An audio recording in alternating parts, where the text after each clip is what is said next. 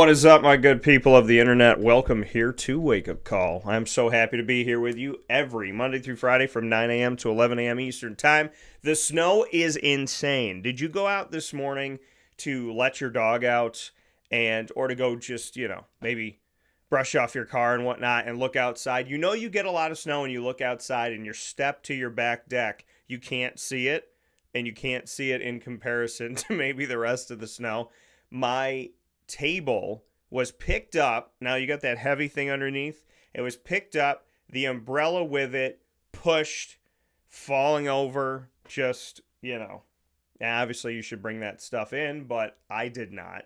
And I don't know where I would put it. So the table's been moved and all this other stuff happened, and that's the morning, right? That's how you start things off, not how you want to start things off. So I hope you're having yourselves a fantastic morning this morning. I hope that you are enjoying your day. If you're having a rough day, we're about to make it better. If you're having a great day, we're about to keep it going. So whatever is going on in your life, so happy to be here with you and so happy to share some time on Wake Up Call with Dan Tortora. We got an awesome show set up for you, but before we go there, I'm wearing my LeMoyne sweatshirt. What is today, folks? And I'm also wearing one of my LeMoyne pins. Today is Giving Day. 24 hours of giving to LeMoyne. The goal is 2,500 donors.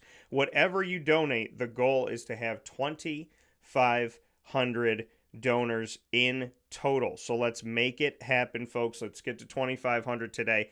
Last night, just a little bit past midnight, I was looking at everything saying, okay, let me get the link out there. Let me get my graphic that I made for Giving Day and put it all together. And so I go onto the site to send everything out, and there was already a bunch of donations. There was already a bunch of donors. So thank you for that. LeMoyne Giving Day, I shared the link. So far, we have 391 donors and over $200,000 raised. So that's just incredible. 391 donors, $206,460 donated. So let's get to our 2,500 donors today, and you can give very easily. So make sure that you go out there. If it's on the givecampus.com, I shared the link on our social media, and you can choose who you're giving to, so you can designate that. You can put your name and information, and you could put it in honor of something. You can also say who you're affiliated to. Are you a parent, faculty, staff, friend? If it's your first gift that you're giving to LeMoyne.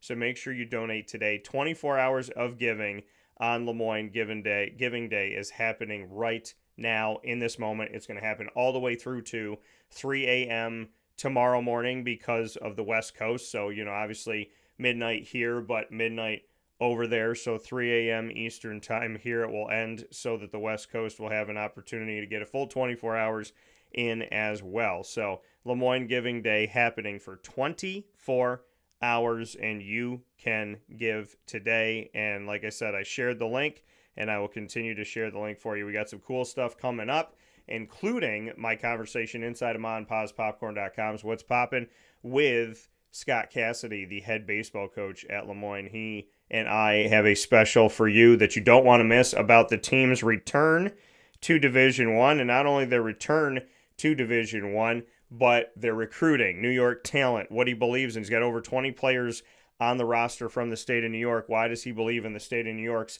student athletes? We'll get into that. We'll get into getting ready for this season, getting ready for the return, the connection and the bridge that he has, that his first year coaching, they were still in Division I. Now they're back in Division I. So what is the experience like for him? We'll speak about Josiah Gray, JoJo Gray, who is an alum of LeMoyne, who is now a pitcher for the Washington Nationals in Major League Baseball and an all-star. So we'll talk about that and so much more, including LeMoyne saying they were going to do something and actually doing it, seeing the upgrades to the dugouts and what they're doing with the baseball team. So much information, so many great things coming up with Scott Cassidy. So if you're a LeMoyne fan, if you're a baseball fan, if you're a Syracuse Central and upstate New York community, proud native, whatever it may be, we have an awesome special coming up for you in hour number one. And in hour number two, we're going to stick with baseball. It's all baseball today.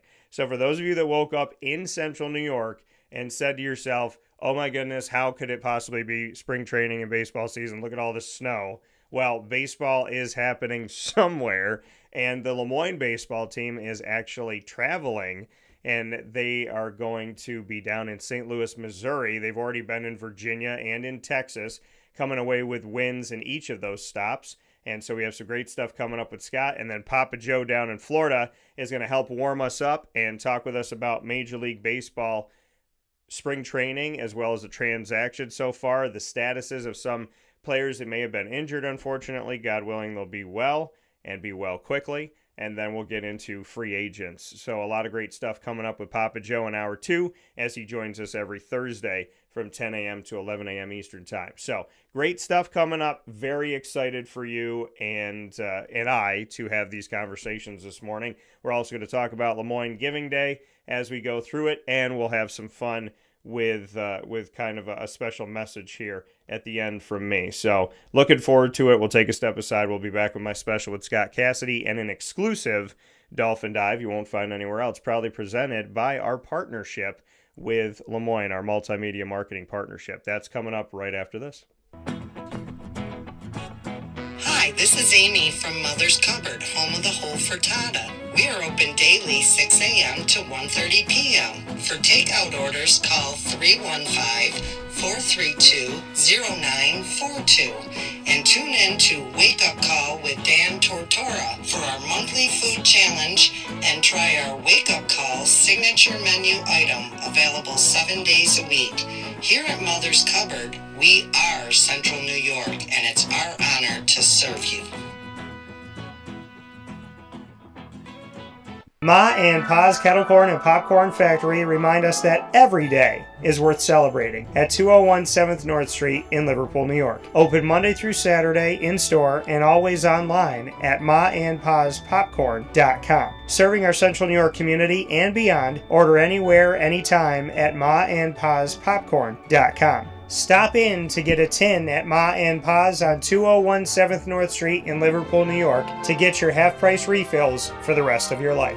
Come to Ma and Pa's for your holiday gift giving for family, friends, employees, and clients. And remember, for fundraising and events, to call 315-450-6272. That's 315-450-6272. Ma and Pa's Kettle Corn and Popcorn Factory. How corny are you? This is Jimmer Sikowski, owner-operator of Chick-fil-A Cicero, 7916 Brewerton Road in Cicero, right in front of the Home Depot. I had a deep feeling that God wanted me to do something bigger with my life and to help people, help others. I kept putting Chick-fil-A in my life, and I realized as I was going through the franchise selection process that positively impacting the lives of others was really core to what we do here at Chick-fil-A. First of all, it starts with the food. The food is brought in fresh daily. We bring in local produce. We prepare to order in the kitchen. We hand bread our chicken. We hand spin our milkshakes. It's great food. It doesn't taste like fast food. I think the second thing is the way people feel when they come in a Chick-fil-A restaurant. It's different. We try to treat people with intentional kindness here, which is very different and deeper than good customer service. And so I think it feels remarkable for most people to come in a Chick-fil-A restaurant. And then lastly, the impact that we try to have in the community is very different. It's a big part of the expectation of every operator of a Chick-fil-A restaurant is that they're actively engaged in their community, they're a leader in the community, and they're making a difference. When they realize that what we're striving to do is to shine a little light in their life, that's a very, very different experience than you will have at any other quick service restaurant. And it's that remarkable experience that I think people will emotionally connect with.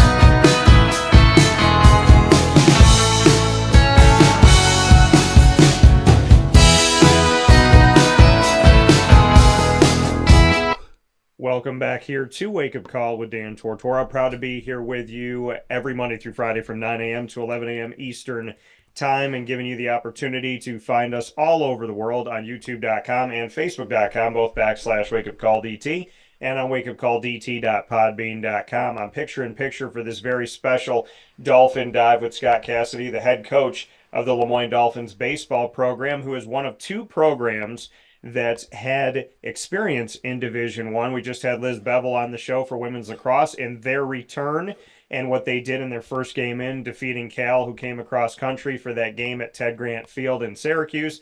And now we're here at the start of the baseball season as LeMoyne baseball returns to Division One. With that being said, we welcome Scott in. Scott, how are you? Good. Thanks for having me.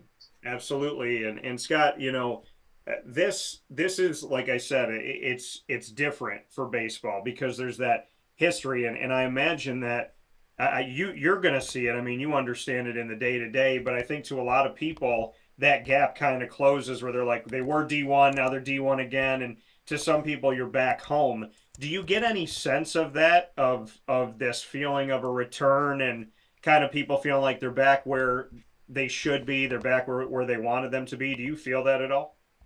Yeah, I definitely do, especially through the alumni base. We were fortunate. We went down to open up at Houston Christian, and we actually had a couple guys that played at the D1 level when they were here join us to watch the game or two down there. So we had a chance to meet up with them for a little bit. And there is a little excitement and buzz from the old alumni about us returning. So yeah, you can definitely feel it. My first year as the head coach here, we were still Division One, so it's interesting to get back and just see the little intricacies that are different from the D2 level. What is it when you kind of bridge that gap back for yourself personally? What is it about Division One that you remember and you recall that maybe feels similar? Is there anything that feels like home, having you been Division One when you first came in as the coach? Yeah, I think so. It's just you just get reminded of the little things, the travel, how you travel, how pregame is done as far as like you roll into town, you practice that night before. The venues have been nice. The hitting facilities for practice and stuff have been nice, a little bit nicer than what we're used to for the last, 12 years or so. So it's good to see the return to that, and you see, we're playing at the top level now. So now it's, you're just going to see the little things that are just a little tad bit. I don't want to say that they're better. They just seem to be tended to a little bit more, paid attention to a little bit more, the little things. And what are some of those intricate little things that you think are so visible for you? I mean, so far the obvious thing is facilities. Yeah. We go down to Houston Christian, natural surface. It's really well manicured. Both stadiums we've had so far have had lights. A lot of the stadiums that we play in Division Two did not. And then when it's time to hit, either before or on the practice day, their facilities have been outstanding as far as their hitting facilities, indoor, covered, heated, multiple cages, just that type of thing that you didn't really see too much at the Division Two level of kind of being taken care of as much as the Division One teams and programs pay attention to. So you talk about facilities and that obviously being something that is easily visible in this change to Division One. When I sat down with athletics director at LeMoyne, Bob Beretta, in the beginning, he said to me, "This is phase one. These are the three projects I want to work on. I want to have a concession stand restroom at Ted Grant Field. I want to work on the dugouts and do things with the baseball facilities, and then I want to get a press box to softball." All of those things have either happened or are in the process of happening, in the process of being constructed. What does it mean to you that an athletics director comes in and says, one of the first three things I want to get done has to do with baseball, and the fact that he didn't just say that, but that him, President Dr. Linda Lemira, the Board of Trustees, that there has been the real work on it of, okay, we're taking these dugouts out, we're bringing new ones in. Just what it means to you to, number one, be a part of phase one, and number two, to actually see it happening. It's everything. Years ago we had one of the better facilities in the area, and then throughout the years, every other facility has kind of gotten their renovation to catch up, and then it's much needed for our field now at this point. And we've heard rumblings about how there are going to be things that were going to be added or adjusted or improved upon, and it's one thing, like you said, to hear it. You know, Bob's come in and I don't want to say make promises, but tell us what he's wanted to do, and to see it happening already this early in his career here is really promising. It just makes you know that it's not talk, it's talk followed by action. Like you said, our dugouts, the structure has been installed. We're just really just today the fence guys were coming in to fix up the fence, and then we'll have the benches and the bat racks in there soon. So it'll be finished up before you know it. And it's just you think, well, it's just dugouts, but our field was getting so dated that it was needed, drastically. So to see it happening, and it's one phase of what needs to happen to the field, our facility. There's other things that are on the docket too in the coming years, but to know that this has already started, the dugout portion of it's going to be finished. You can see the light at the end of the tunnel for the rest of it. And for those that maybe didn't know, or maybe they hadn't been out there, what is the difference that you can really take in when it comes to the dugouts? Because Bob and I were talking about like the height of different things and how certain things are set up, and just how it was before that was maybe not conducive to having the best experience for the away team as well as the home team. So what are some of those like little elements that you see and say, yes, we needed the renovation, but these like little tiny things that a fan might not see is going to mean something to my team? Well, the first and foremost is the space. Roster sizes have increased in the last several years, and our dugouts that we had were just not conducive to holding a whole team in there. We'd have to have many players from the opposing team, especially because their dugout was slightly smaller than ours, would be outside of the dugout, towards the foul line a little bit. Now there's spacious enough where the whole team could fit in there comfortably. There's storage areas on both ends for not only field maintenance equipment on one side, but our equipment, baseball equipment on another side. By rule, we have to have at least a 3-foot fence in front of the dugout to basically for protection and safety.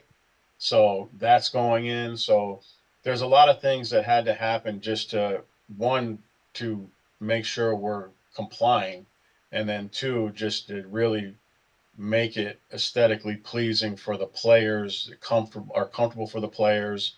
We didn't have bat racks and stuff inside the dugouts before. They were kind of outside. So a lot of the things were just much needed updates that now we can look at our dugouts and be a little prouder of them. And the other piece of this that I think is great is something I mentioned before, is that the concession restroom area at Ted Grant Field can benefit you now as well. Yeah, we've had bathrooms fortunately on our site for years. Yeah. But now we'll have a little bit nicer of a bathroom, a multi-person use bathroom. With other ones, with just one at a time.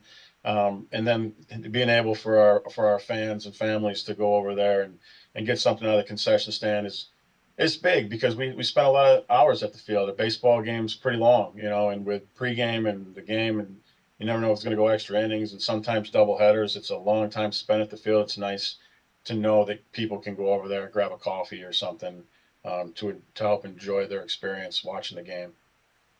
I've been at games last season, and I've seen how cerebral you are, like just silent and kind of stoic at times. Do you get a sense for that? Are you just kind of like in your head working a bunch of, math equations while you're staying pretty quiet? How do you view yourself when you're out there? Because you do have a personality, and it has shown through the shows and whatnot, and we see different sides of you, but on the field, there's like a different Scott Cassidy, and I think the best way for me to describe it is it almost looks like in your head silently you're hyping yourself up to go to the mound yourself. I could be totally off, but do you get a sense for that?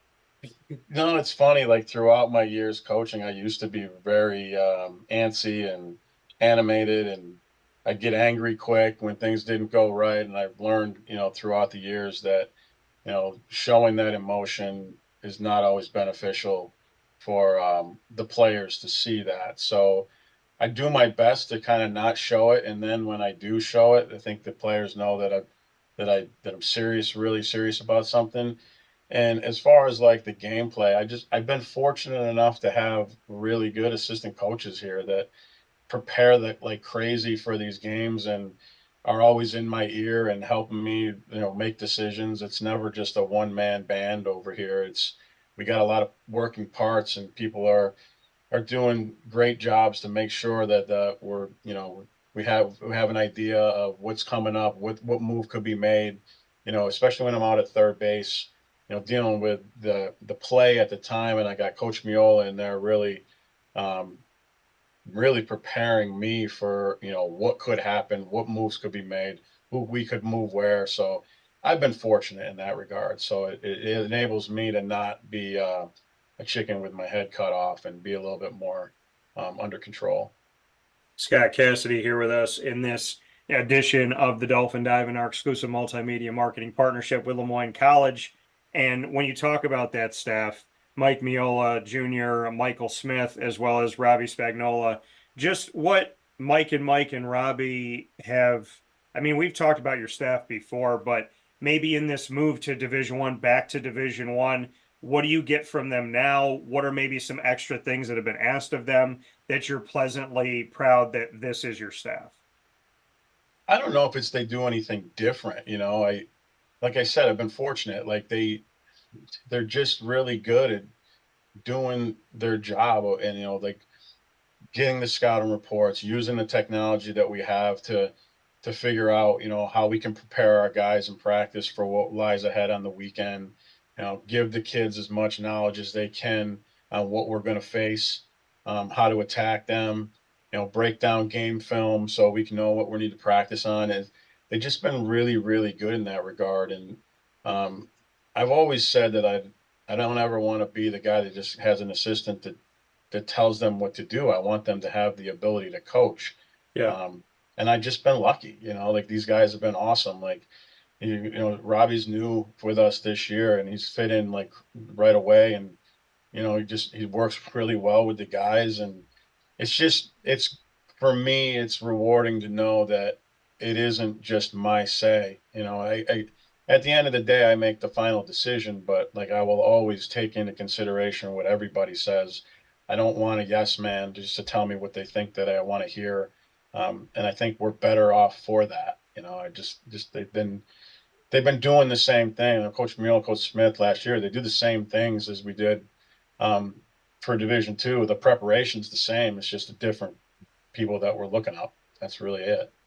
Yeah, and when the decision was made in May to make the move to Division One last May for 2023, when that decision was made for fall teams, it was like, hey, this is your roster, this is who you got, that's it. Now I know you plan ahead, I know you recruit multiple years in advance. You're looking at guys. You and I have talked about looking at the transfer portal, whether it's Division Two or Division One.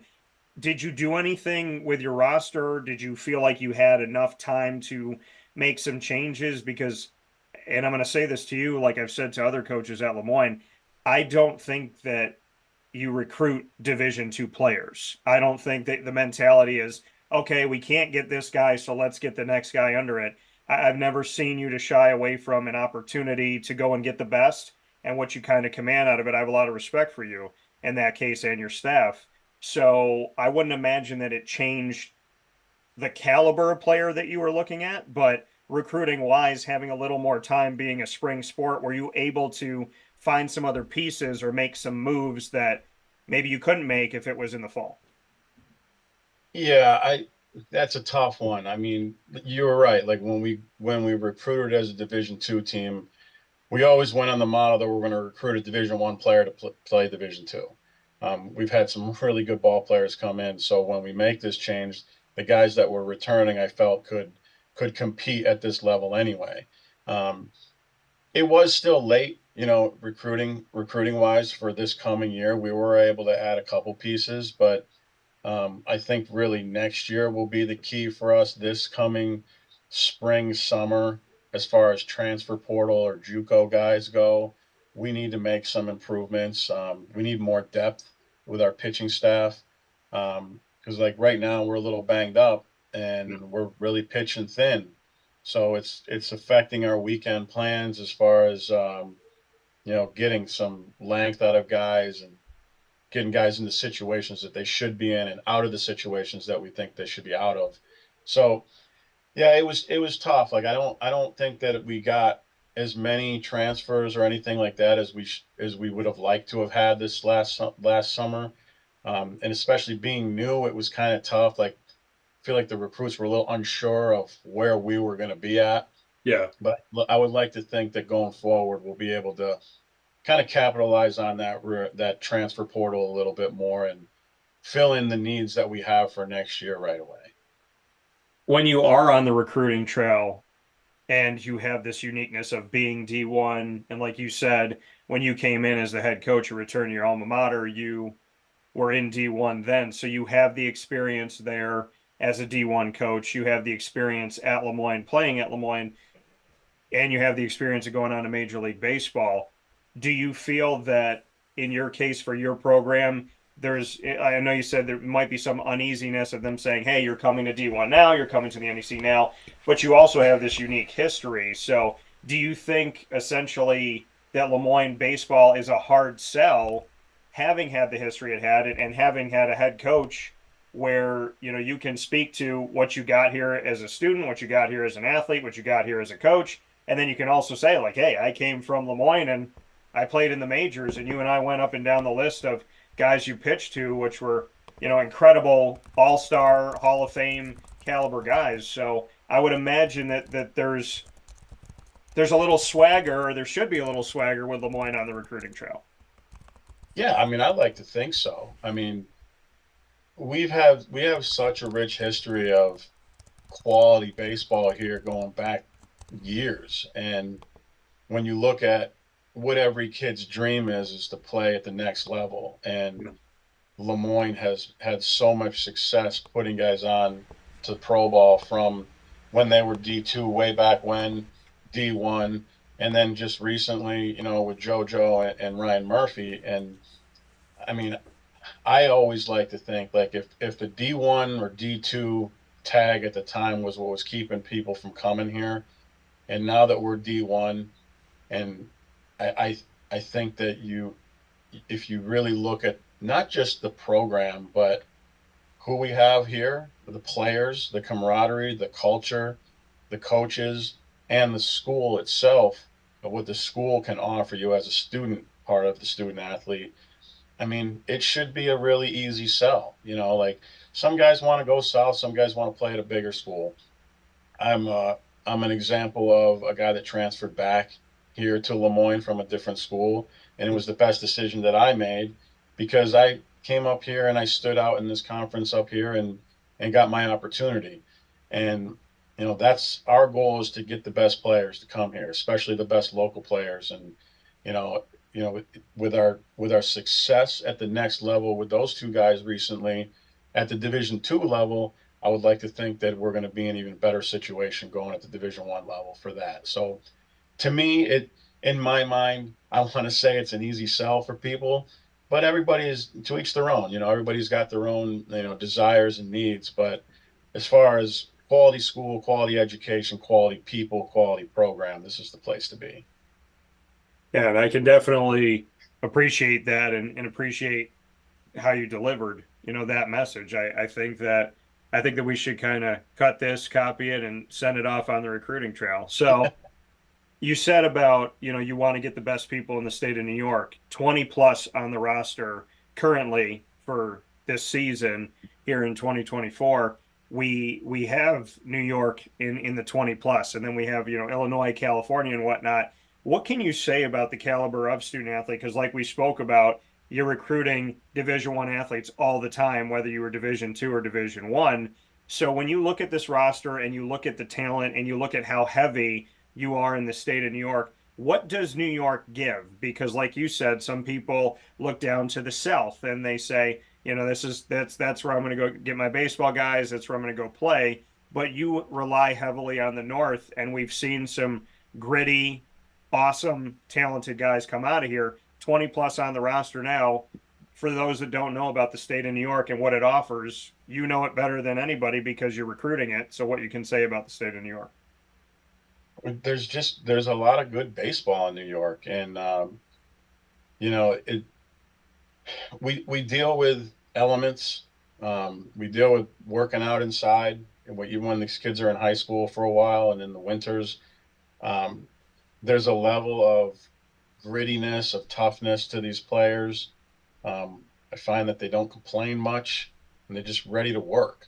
Um, you know, every kid dreams of playing at the biggest school in the country. You know, like, that's what they all want to do when they're in high school, and you know and I understand that. You know, but that's not for everybody. You know, like you're not going to get that opportunity. We're hoping to get the best players in this area, and of course we're not going to get them all. You know, some slip through the cracks, some go south, some go to bigger schools.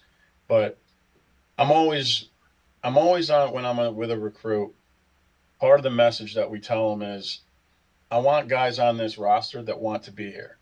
So like when we recruit them, if they want to string it along for months and months waiting for a different offer, that's not the guy for us. You know, like I want a guy that wants to come and be a part of what we're doing, this school, you know, and try to attain their goals and their dreams through here. Yeah. And when we get those kids that are like, they get the offer to come here and they commit early, I know that's the right guy, you know, and we've had several guys in the past where, you know, we'll offer and then they string it along a little bit, and it's tough because you really want that kid, but his intentions obviously are not to come here right away, and they might fall back on that and then end up here. But we want guys to want to be here. Those are the best players for me. Those are the gritty, hardworking kids that, you know, we'll play Division I ball in LeMoyne with that history and that history of getting guys to pro ball. Like, what else could you want from that? Let me go there and be a guy, and let's see what can happen. So, you know, New York's got a lot of good ball players. We got a lot of Division I teams in New York too, and so we're all trying to do the same thing: get the best guys locally. But there are a lot of Division I teams around here that you compete with. So, in order to fill these rosters, we got to have good ball up here, and we do. Coming here from Scott Cassidy, the head baseball coach at LeMoyne College, in this edition of the Dolphin Dive on Wake Up Call with Dan Tortora in our exclusive multimedia marketing partnership. You mentioned having D1 ball in the state of New York, but the benefit that you have that other sports don't have at LeMoyne is here on the Heights, 5 minutes down the road, there's no Syracuse baseball team. So, in that respect, in that uniqueness, because you know lacrosse now it's LeMoyne, Syracuse, D1, 5 minutes from each other. You look at the soccer world, you look, you know, in all different aspects, softball and whatnot. But when it comes to baseball, you're the Syracuse team. You're the team in town. You're the team that's right here, that's by the thruway and the multiple different highways are right by the city. What does that do? And is there a level of pride for you that Syracuse University used to have a baseball team, but LeMoyne has had it, went to D1, went to D2, back at D1, and you are Syracuse's team? So just what that means to you, having that unique connection to the community. Yeah, there's definitely a level of pride in that, and like you said, we are fortunate, I guess, that Syracuse doesn't have a team because we can kind of embrace that Syracuse team mentality. You know, we wish and we hope that more people would embrace that locally, because it's a tradition, really. You know, like I know Syracuse has a club team, you know, that they play still, and you know that's pretty cool that they get to do that. And but you know, with all the teams that are around us, the, you know, the Binghamtons, Niagaras, Sienas, St. Bonaventure, there's so many. But like you said, right here in Syracuse, it's been us for years, and you know, and we don't just play it. I think, we play well. We've had a good team, a good program. It's not just, oh, they're the team up in the snow.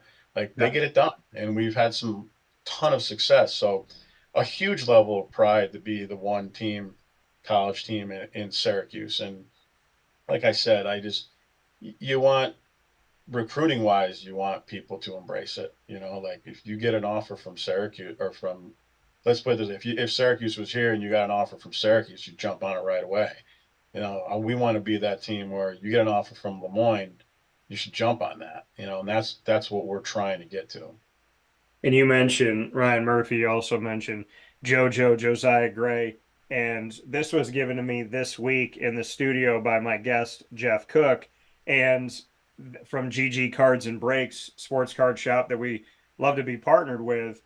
Josh Gideon, the owner, I walked in one day and he goes, "Hey," he goes, "I got you something," and I put it off to the side. And he's like, "Feel free to keep it, do whatever you want with it. I just thought of you." He's like, "I know your connection to LeMoyne." And he had put together himself a stack of Josiah Gray rookie cards of all different types and like special inserts, cards that are, worth something, and so on and so forth, could be numbered, all rookies. And he said to me, he was like, "Because of LeMoyne, I thought that maybe this would mean something to you." What does that mean, that like there's people in the community that are embracing that, like Josh over at GG Cards and Breaks, like, Jeff Cook out in Beeville, that they're excited about it? And, selfishly here with me, whenever there's a Josiah Gray card, people are like, "Hey, do you want it?" And I'm like, "Yeah, I'm going to try to get like 500 of them in here." Yeah, it's awesome. What JoJo's done for our program is amazing. I mean, we were at the D2 level, and he's pitcher of the year in the country, All-American, academic All-American, just unbelievable kid. And just to see his success up to this point, and not just his success on the field, but how he carries himself, how he gives back to the community. He's just like the perfect representation of LeMoyne College and a LeMoyne College student athlete. So it's just awesome to see it. It's great to see it because his name's mentioned on TV, and LeMoyne's mentioned every time he's on TV. So it's pretty cool to watch telecast when he's on there. So just unbelievable what he's done for us. We're hoping Ryan Murphy's going to follow in his footsteps in the next few years. Yeah. But it's just a level of pride we have, and it couldn't have happened to anybody better than JoJo. And he comes back to campus often, and it's just staying down to earth guy that we've always known, just making a little bit more money now. Fair enough. Before I let you go, last year we celebrated 75 years of baseball on the Heights. And following the 75-year anniversary, and well, I should say during the 75-year anniversary, you were the last team playing of any spring sport. You and I spoke about that, the level of pride and that feeling of, if you're watching LeMoyne, if you're seeing the L, if you're seeing the Dolphin, it's baseball. That's you had made a tremendous run and got very close to the end line of the NCAA Division II tournament. To end the way that you did, to celebrate 75 years, and then put out the jerseys for Dick and Eric in the outfield, just what that meant to you, to celebrate your history, celebrate 75 years, celebrate two incredible people connected with the program. And then Bob Beretta celebrated you and got you that shadow box to celebrate what you had accomplished. And then on top of all of that, to make the run that you made and to be the team that was representing the entire college right before you go to Division I understand that a World Series win would be the icing on the cake here, but I would think that cake's a pretty nice looking cake, Scott. Yeah, it was special. It was a special year last year. Just the way that the way the kids battled, we didn't start off tremendously strong. They found their groove. They played great. We had that celebration for 75 years with the jersey retirements, and we just, on top of everything that we've done here on the field, we just have such a unbelievably great alumni base, and we had a ton of guys come back for that presentation and to celebrate 75, and they're always on board with everything, and we hope that now that we're back to Division One, it gives them another sense of pride. But to go out like we did the last year at Division Two and win the regional and go to Super, Yeah. it was a special season, a good way to end our run at Division Two, and it kind of hopefully springboard us to that back into the Division One era with a lot of success. Why do you think you just mentioned the alumni and we're here on Giving Day for 2024? Why have the alumni? You said they've been great. They've been connected, they show up, and I get to experience that when Dick and Eric were honored. I got to see that. You got to see people around the program. People were excited. And what I love too is, yeah, there's people sitting in the stands, but there's just lawn chairs everywhere on different parts of the hill. It has to really just kind of hit you in the heart, I would imagine, Scott, that there's a program, that there is that care and that love. Why do you feel that the alumni for baseball specifically are just so connected and that they feel welcome? Just how you try to create that welcoming atmosphere, and if you feel like it's always been that way even for you. Yeah, I mean this goes back so many years. I mean, really, what Dick Rockwell built here at LeMoyne, not just in baseball, but the athletic department as his time as athletic director. But there's a sense of pride from every guy that played for him. I mean, I played for him for his last year, Yeah. um, and there's just a sense of pride for being a LeMoyne baseball player and what he built here.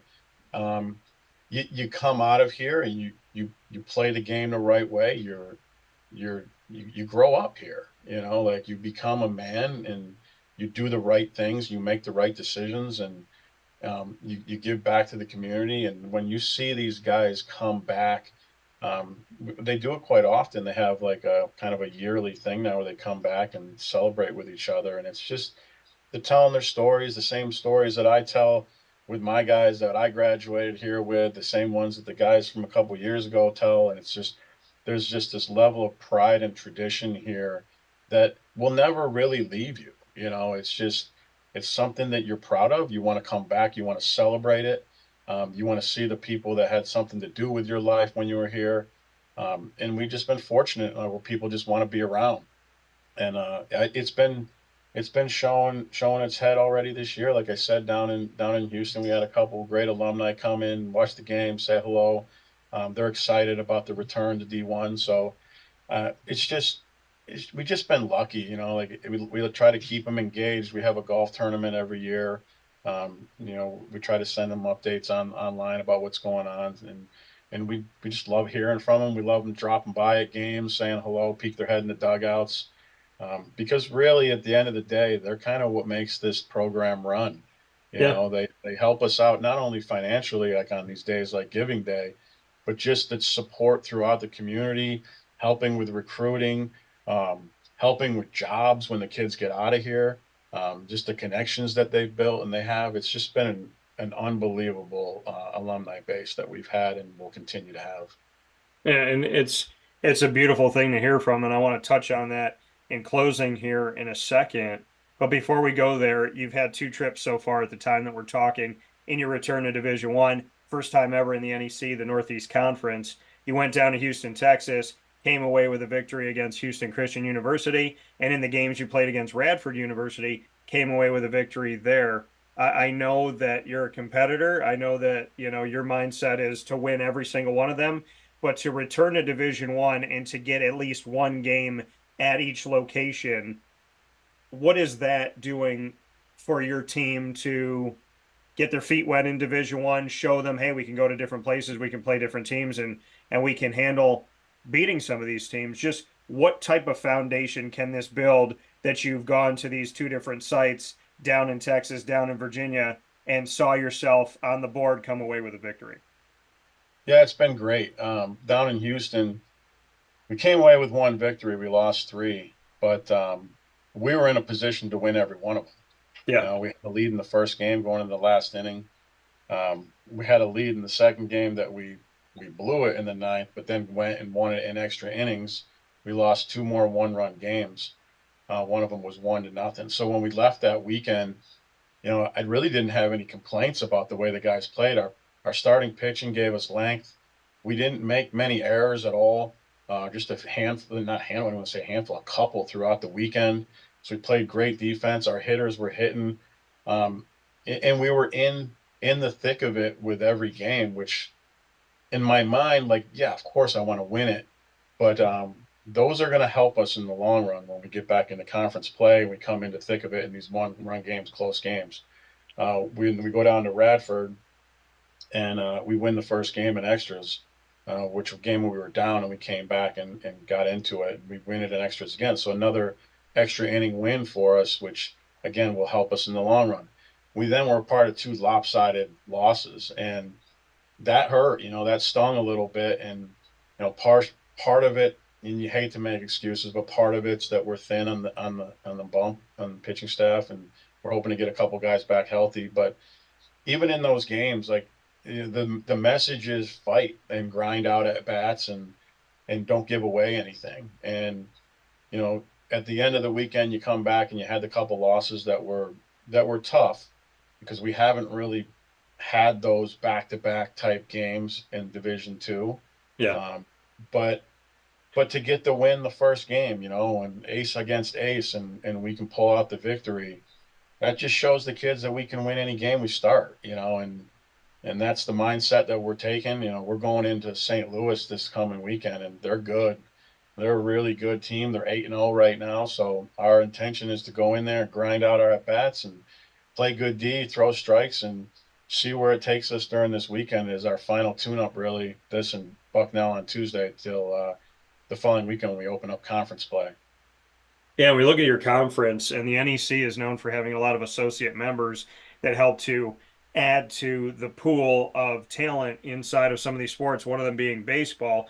So we know Stonehill at LeMoyne being full members, LIU, Merrimack for now until they head to the MAC, and then Fairleigh Dickinson, Central Connecticut, Sacred Heart, and Wagner. But these associate members that you get to play in the NEC for conference baseball include Maryland, Eastern Shore, and Coppin State, Norfolk State, Delaware State. When you look at these teams and you look at the uniqueness that you have here as a baseball coach with having these other schools that are not full members but associate members, what does this schedule look like once we get into the NEC? Yeah, it's a long schedule. We got 11 conference weekends, which is quite a bit. We start conference play not this weekend, next weekend, which is really probably the earliest of any conference in the country. We'll play 3-game series, Friday, Saturday, Sunday. It's going to be interesting. Like, there's a lot of travel in parts of it, going down into Virginia and to Delaware and stuff. But, we're used to the travel that we've had. And, in the NE10 when we were in Division II, we had quite a bit of travel. So it's going to be a grind. But we're looking forward to it. Like I like to think that we're going to compete right away. I don't really know what to expect, to be honest with you, until we really get through the conference play and see each team up close. But our intention is to prepare ourselves to win, and our goal is to get to the conference tournament and give us a chance to win it. Whether that happens or not, we'll see. We'll see what kind of product we put on the field, but we don't have any other intention of going in just to play. Like, we want to win games. Yeah, and we'll see you like we talked about, Houston, Texas already, Radford, Virginia, coming up this weekend, Friday, Saturday, and Sunday, March 1st, 2nd, and 3rd in St. Louis, Missouri. Then you'll head to Lewisburg, Pennsylvania for one game against Bucknell. Then it is into conference play, as you mentioned, Brookville, New York, as you will face LIU as your first ever NEC bout. And then you'll go on the road to Delaware State, where you'll have 3 games there in the NEC. And then your first home stint, the first time we get to see you at this newly renovated field, is going to be against Fairleigh Dickinson on a Friday, Saturday, Sunday, March 22nd, 23rd, and 24th. I know it's a little ways off at Dick Rockwell Field, but when you get to unveil your stadium back in Division I with all these upgrades, with all this excitement around it, just how much you're looking forward to and your staff and student athletes are looking forward to. And I know you got to take every game as it comes, but March 22nd, 23rd, and 24th is meaningful to me. It's meaningful to this community. It's going to be a special weekend against Fairleigh Dickinson. Yeah, it's It's one to look forward to for sure. I mean, there's nothing like playing at home. Um, Luckily for us, the weather's been really, really good so far, knock on wood. Yeah. Hopefully we'll be able to get on the field then. We've been on the field for practice already, so this early in the season. So, but yeah, home games are great. The first one back at Division I is great. It kind of makes everybody feel like they're at home.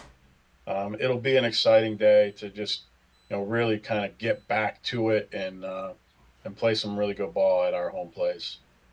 Final note, because it is Giving Day, we've talked about the alumni, we've talked about their connection, not just monetarily, but in actually showing up and being visible. We spoke about this brotherhood that no matter how many years you've been in or away from school, that there's that connection and that those stories that you could tell, that somebody else could tell from before as well. What do you want to say to the community, not just to the alumni, but to people here in Syracuse, Central, and upstate New York, people who have, potential prospective student athletes or have student athletes at school now, to the families, friends, coworkers, colleagues, neighbors, alumni?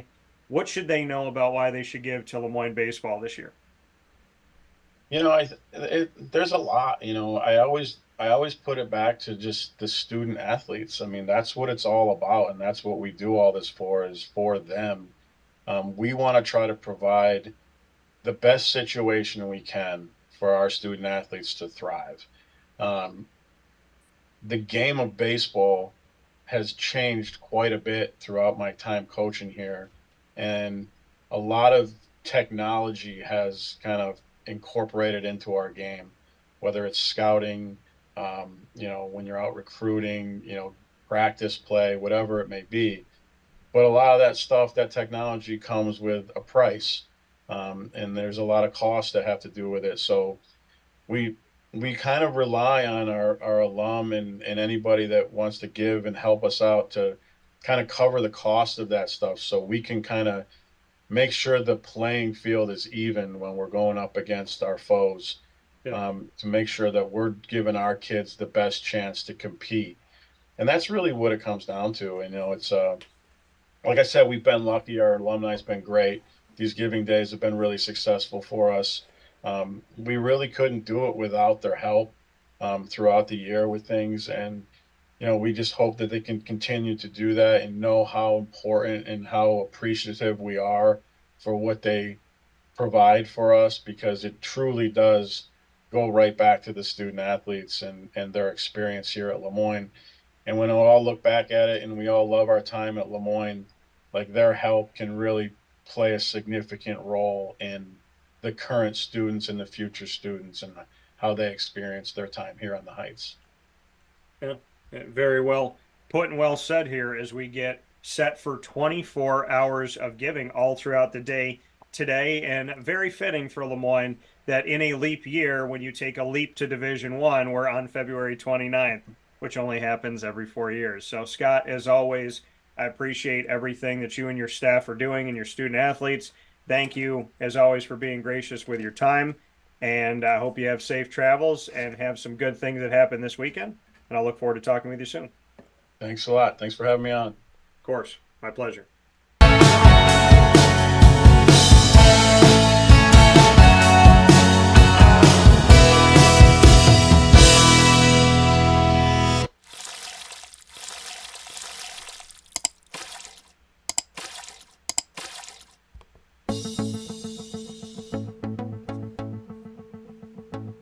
Avicoli's, located on the corner of Route 57 and Wetzel Road in Liverpool, New York, has been your trusted neighbor for decades. Located just steps from Liverpool High School, we're happy to have the Liverpool Warriors on-site, on-location broadcast at Avicoli's through Wake Up Call with Dan Tortora every single month, featuring student athletes, coaches, and administration throughout the year from Liverpool High School. Head out to Avicoli's today on the corner of Route 57 and Wetzel Road in Liverpool, New York, open Tuesday through Sunday for lunch, dinner, and drinks. We'd love to see you out there, and of course you can call them at 315-622-5100 for takeout, delivery, and catering. That's 315-622-5100, and also find them on myavicolis.com. That's myavicollis.com.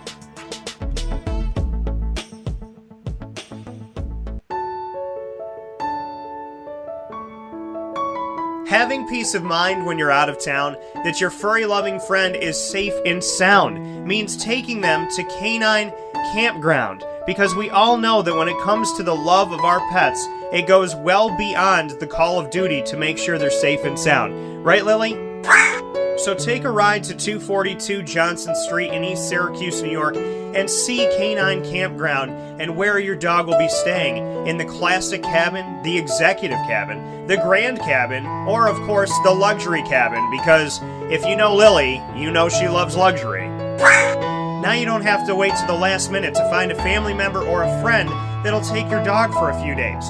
Call Canine Campground at 315-299-4013. That's 315-299-4013. Their drop-off and pickup times are Monday through Sunday. Check K9campground.com for more information. That's the letter K, the number 9, and campground spelled with a K.com. K9campground.com. When you're going out of town, bring your dog to Canine Campground.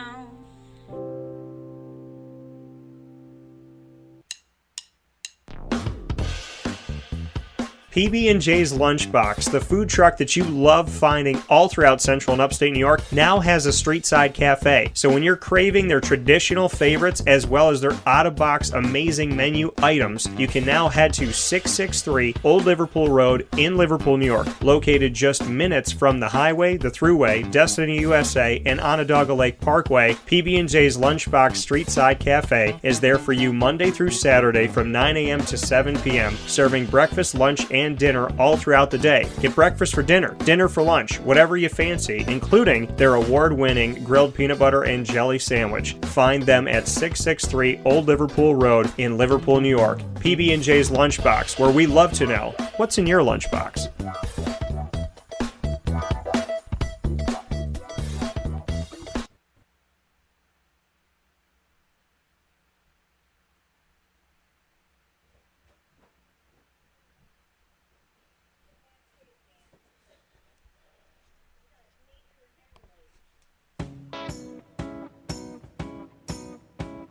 In these unique times, there are those in our community that give us a sense of normalcy and positivity. Pizza Man on 50 Oswego Street in Baldwinsville has been here for you for over 35 years and is here now. Call 315-638-1234 or order online at pizzamanbville.com to bring those familiar tastes into your home. And remember to come see our monthly on-site broadcasts centered around the community and our Baldwinsville Bees. Pizza Man in Baldwinsville. Any way you slice it, they are always here for you.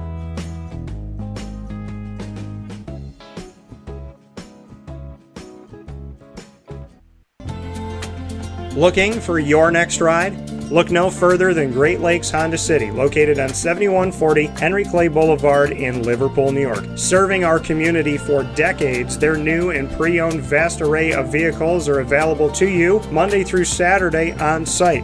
To search from home, shop at GreatLakesHondaCity.com. Call 315-365-5576 to set up an appointment. That's 315-365-5576 for Great Lakes Honda City, 7140 Henry Clay Boulevard in Liverpool, New York. Great cars, great people, Great Lakes.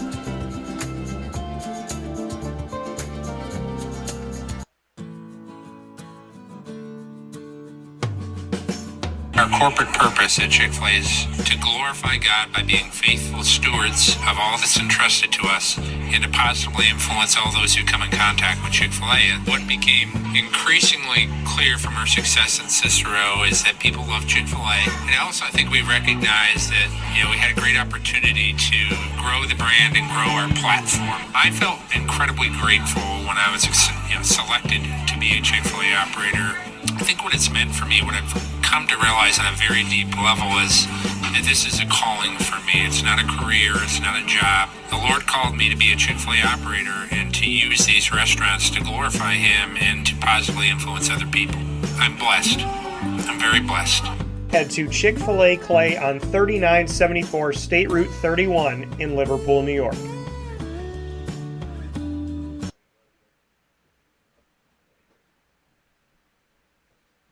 Welcome back here to Wake Up Call with Dan Tortora. Proud to be here with you every Monday through Friday from 9 a.m. to 11 a.m. Eastern Time. And you know, folks, as I told you today, we are talking about the world of baseball. And we just had here on LeMoyne Giving Day, a very important day for LeMoyne, 24 hours of giving.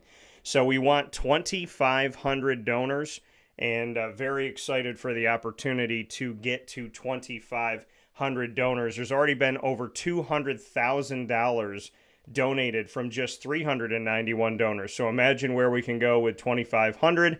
You can give whatever you would like. You can give $1, you can give $1,000, you can match something, and you can direct who you give to. So make sure that you go. I'm going to provide the link here. And Greg, I know you had a question about Binghamton, and we'll be talking about Binghamton's wonderful baseball facilities and different things that they're doing indoor, that they're working on with softball and whatnot. We will be talking about that in the coming weeks here. So I did not miss the question. We will get to it, and I just wanted to get to it a different way. So a lot of great stuff up here, and very much looking forward to everything that we can do with LeMoyne's Giving Day to get back to that. So LeMoyne's Giving Day here in 2024, huge day, really awesome, very important, and I hope you can get yourselves involved. And what did I just say? 300. What I started the show an hour ago and said we had 391 donors. We now have 563 an hour later, and we have more than doubled the amount of money. 201,000 was donated. Now we're at $412,323. So thank you for your donations. You've already doubled from what we had spoken about in the amount of money that's been given. So we're almost to $500,000 donated to LeMoyne, and you can donate. I'm going to put it in our feed here right now so that you all have it before we bring Papa Joe on. Donate here for LeMoyne Giving Day, which is today. And I'm going to go ahead and give you all the links so that you can go ahead and donate to LeMoyne Giving Day. I donate every single year, so I put my money where my mouth is, and I definitely hope that you will donate as well. We got some cool videos coming up today. I'll be doing some stuff to keep in touch with you all throughout the day about how the donations are going and how things are going and just how everybody's doing. So make sure that you put out a donation today. I'm very excited to speak with Papa Joe. It always means a lot to me to have PJ on the show. It started with PJ, me saying, hey, will you come on the show today and just kind of, show your face and talk for a few minutes? And he said, yeah, I can do that. And that's when I was down in St. Augustine. And then I said, can you do it again? And he said, sure, I could do it again.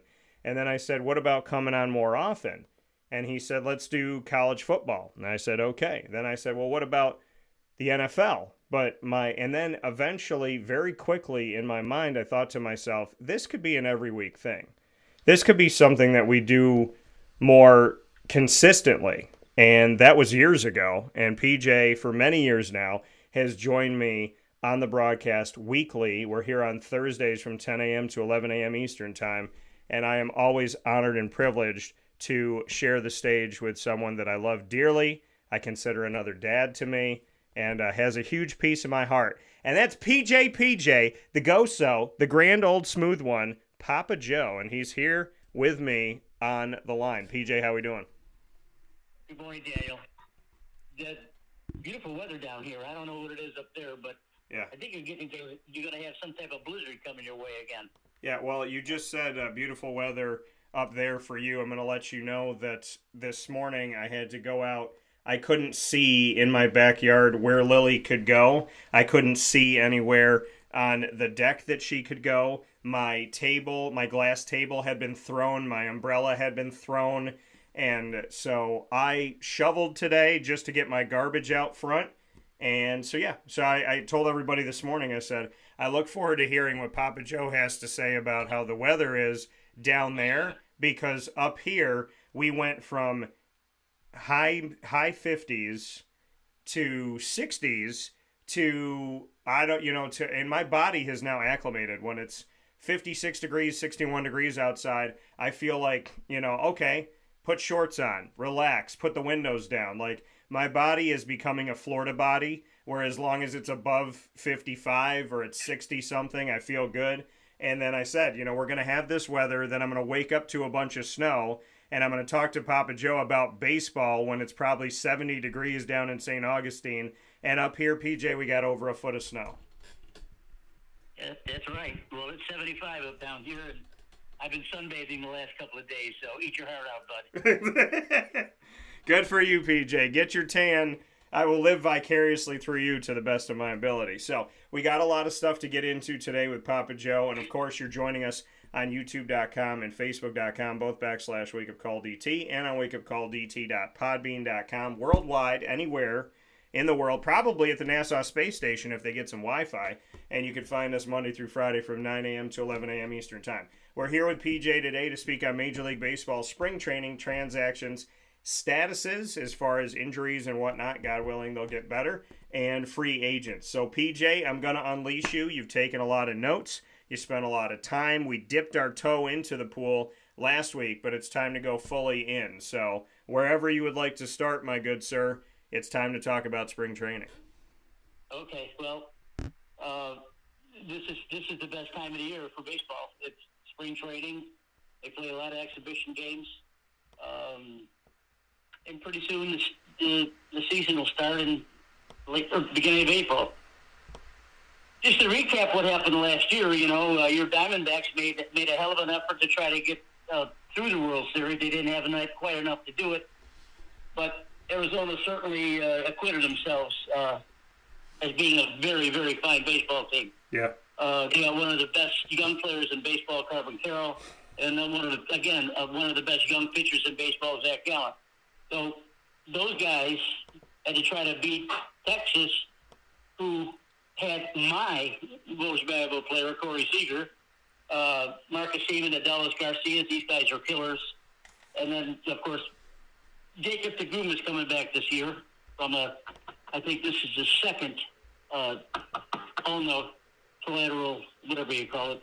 It's Tommy John surgery. Let's put it that way. Nathan Eovaldi's coming back. Max Scherzer's a million years old, and he's going to be pitching too. So the teams now, the teams are doing now over the hot stove league is what I explained a couple weeks ago. What the hot stove league is. All it is a bunch of guys getting together, seeing who they can trade, who they can sign, who's a free agent, who's this, who's that, who's that, and it amounts to a bunch of blustery old fools talking. But with that comes the signings, free agent signings, and of course spring training starting. Spring training for most of us is incredibly boring. What it is the teams have 50, 60 players. They come in and they try out for the team. Whoever was assigned as a free agent, whoever they're going to bring up to the minor leagues, they're going to do this. You don't see any of the stars play the spring training games until later on in March.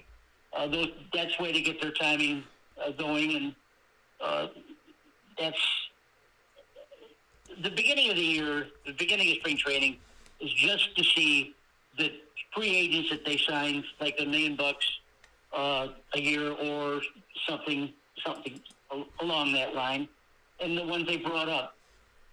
And it's nonsensical to talk about this rosters now because they don't know what the rosters are going to be, except for the stars. Now, I'm going to just briefly cover one area, and then we'll go into the teams. I'm going to say the team that absolutely knocked it out of the park this last winter were the Dodgers. They spent over, check this out, $1 billion in free agent signings. Yeah, and 4 players. Billion friggin' dollars. Yeah. We know about Ohtani. He was a big signing. Hit a home run his first game up a couple days ago or yesterday, I think. He's the majority of it, over $700 million. Not going to pitch this year. Just going to hit 304, 44 homers, 95 RBIs last year, almost as a part-time player. And I know that I've fussed off a lot about position players being more important to me than someone like Ohtani. I'm not dismissing his talent. I mean, he's a generational talent, and I just think that a player like Corey Seager, who plays the ball, plays the game almost every day, and puts up great numbers, they deserve it more. But I was outvoted by our voters, by our listeners and readers, and of course I was outvoted by the Major League Baseball. They gave him an almost.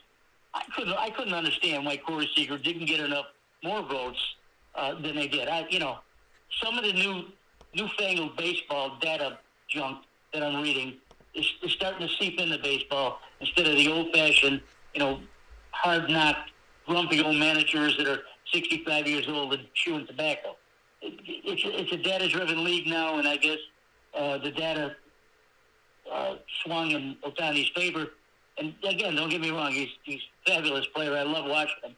So with him being signed, the Dodgers didn't stop there. They signed another young man from the Nippon professional baseball. His name is Yoshi Yamamoto. Yeah. This guy in 2023 was 17-6, 1.42 ERA, 176 strikeouts. Now, folks, I don't care what league you're in or how you're playing it.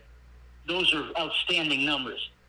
Now, understand that Yoshi didn't face the kind of batters that he's going to face in our Major League Baseball here.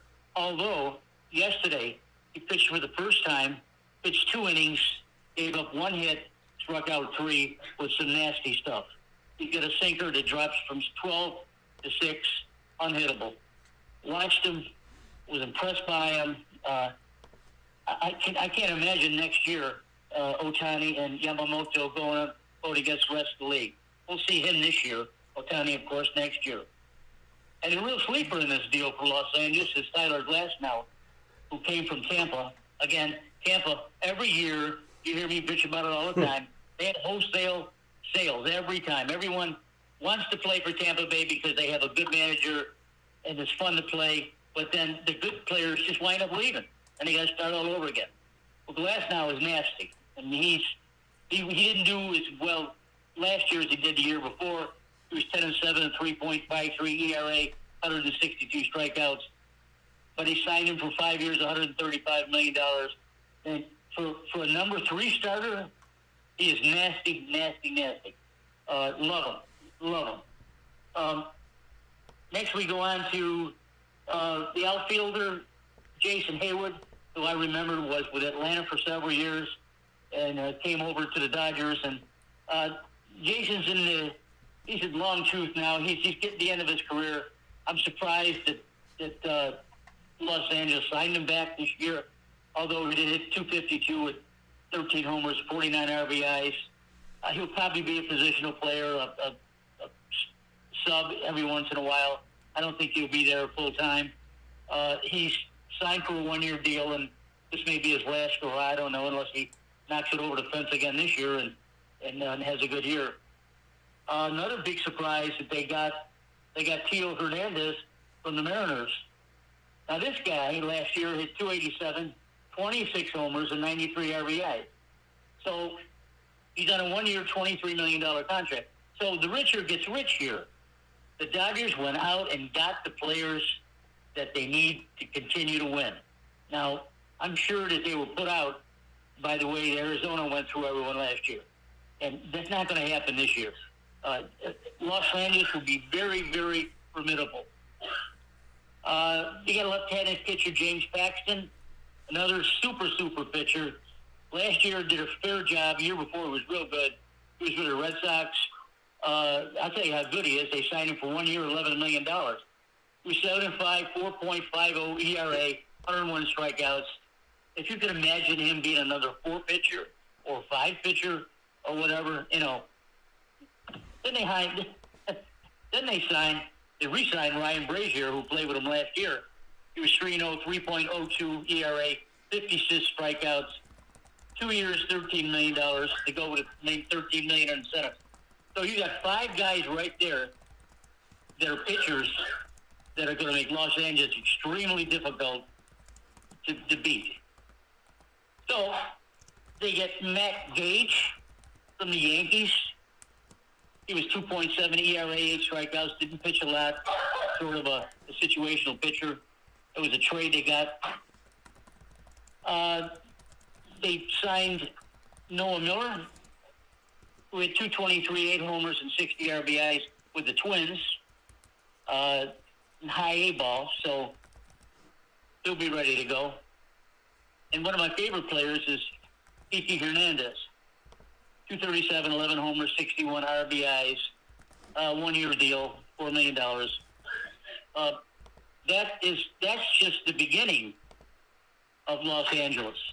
Yeah. Because the rest of the team is being formulated. Now, I'm not sure that I'm going to say that Jason Hayward will probably make the team, but if he does make the team, he's going to be a part-time player for a 1-year deal. And the rest of these guys the same way, except for the pitchers. You know, you've heard me harp on that. Pitching and defense. Last year when we saw Texas roll through Arizona after the first couple of games, they just blew everyone away. And Texas is going to get bigger now because the Groom is coming back. Do you have any comments on Los Angeles so far before I keep rolling? Yeah, I mean, listen, the Los Angeles Dodgers, I mean, like you said it, PJ, they spent a ton of money. They put so much into this, you know, what was it, 4 players, over $1 billion on just 4 guys. The substantial signings that the Dodgers bring in, I mean, I'm looking right now at their salaries, and like you had just spoken about what's going on and whatnot. I mean, you look at this and you say that, you know, we have Mookie Betts, who the adjusted salary this year is going to be $30 million. Freddie Freeman, $27 million. Yamamoto's making over $9 million this year. And then, you know, obviously we have the interesting contract of Shohei Ohtani, who's going to make $2 million.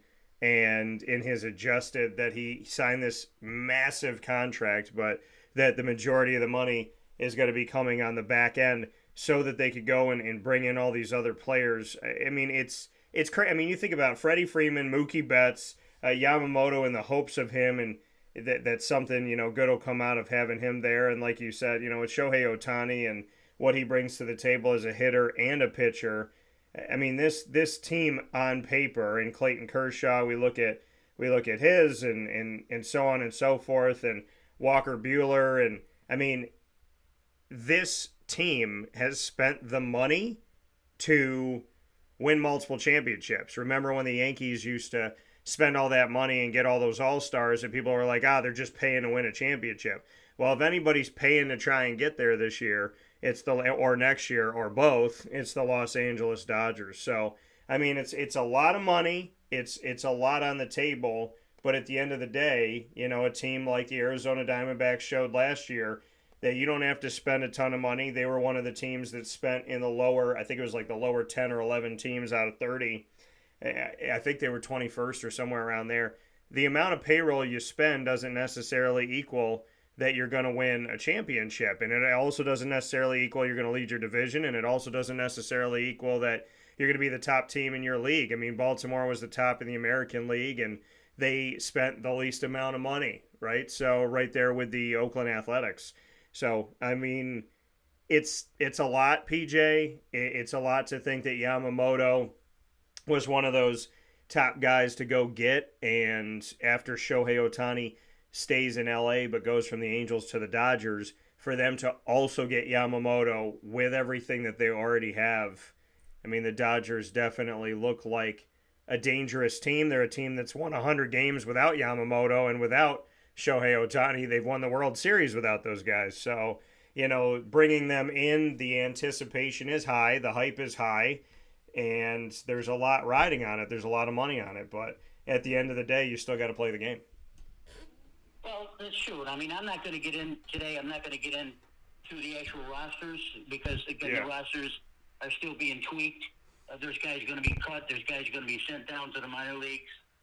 They just invite so many people to spring training and see who can make it. But you bring up an interesting point, which is Walker Buehler. Walker hasn't pitched in a couple of years. He's, again, the Tommy John surgery, it's just brutal for these pitchers. And And you forget about Clayton Kershaw. So the pitchers that I just named for Los Angeles, you add Walker Buehler and Clayton Kershaw to it, it is very formidable, very formidable. So if the rest of the teams are going to have to pony up. That's all. I mean, if you can afford to go out and do it, do it. I mean, let's face it. L.A. and New York and Chicago, they all have these huge contracts from cable television, and they get money from that, and they go out and spend it on their players. I don't have a problem with that. But the smaller markets like Kansas City, Milwaukee, and so on, just don't have a chance to do that. I'm going to start by actually going alphabetically here because it was easier for me to do. I got so many pieces of paper everywhere, but I'm going to start with your Diamondbacks. Okay. Not the team itself, but on what they've done so far over the winter. They signed Lourdes Gurriel, who was with them last year. He had 261, 24 homers, and 82 RBIs. Super guy to bring back. Big time player. He also has another brother that's in the league somewhere. I don't know where he is. He used to be with Tampa Bay, but I'm not sure where he is now. But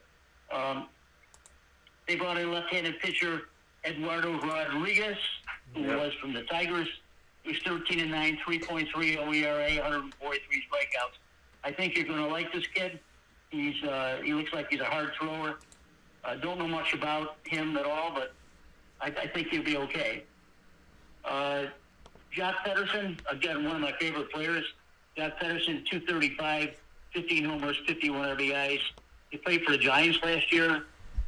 Nasty hitter, really. He's a streaky kind of hitter.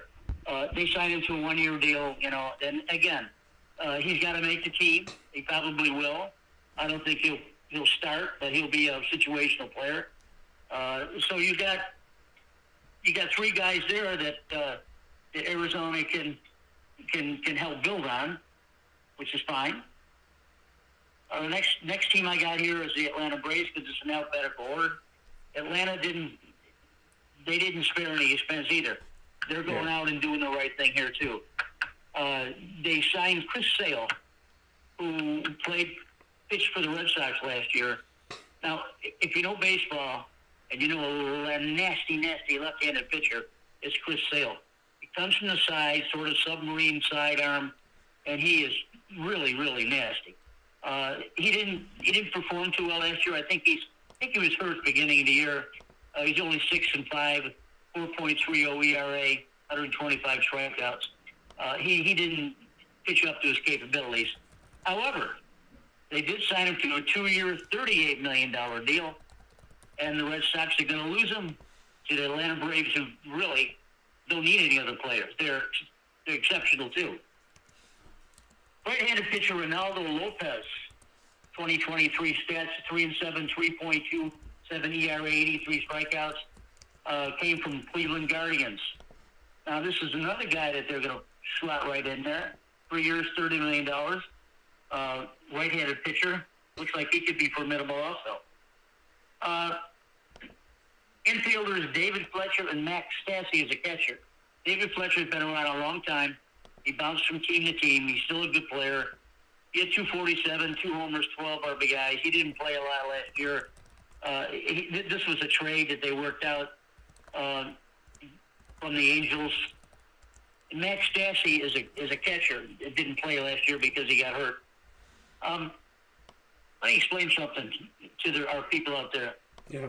If there's something more, just as important as a starting pitcher or a reliever, and like Josh Hader or someone like that, it's a catcher. Catchers are always in demand.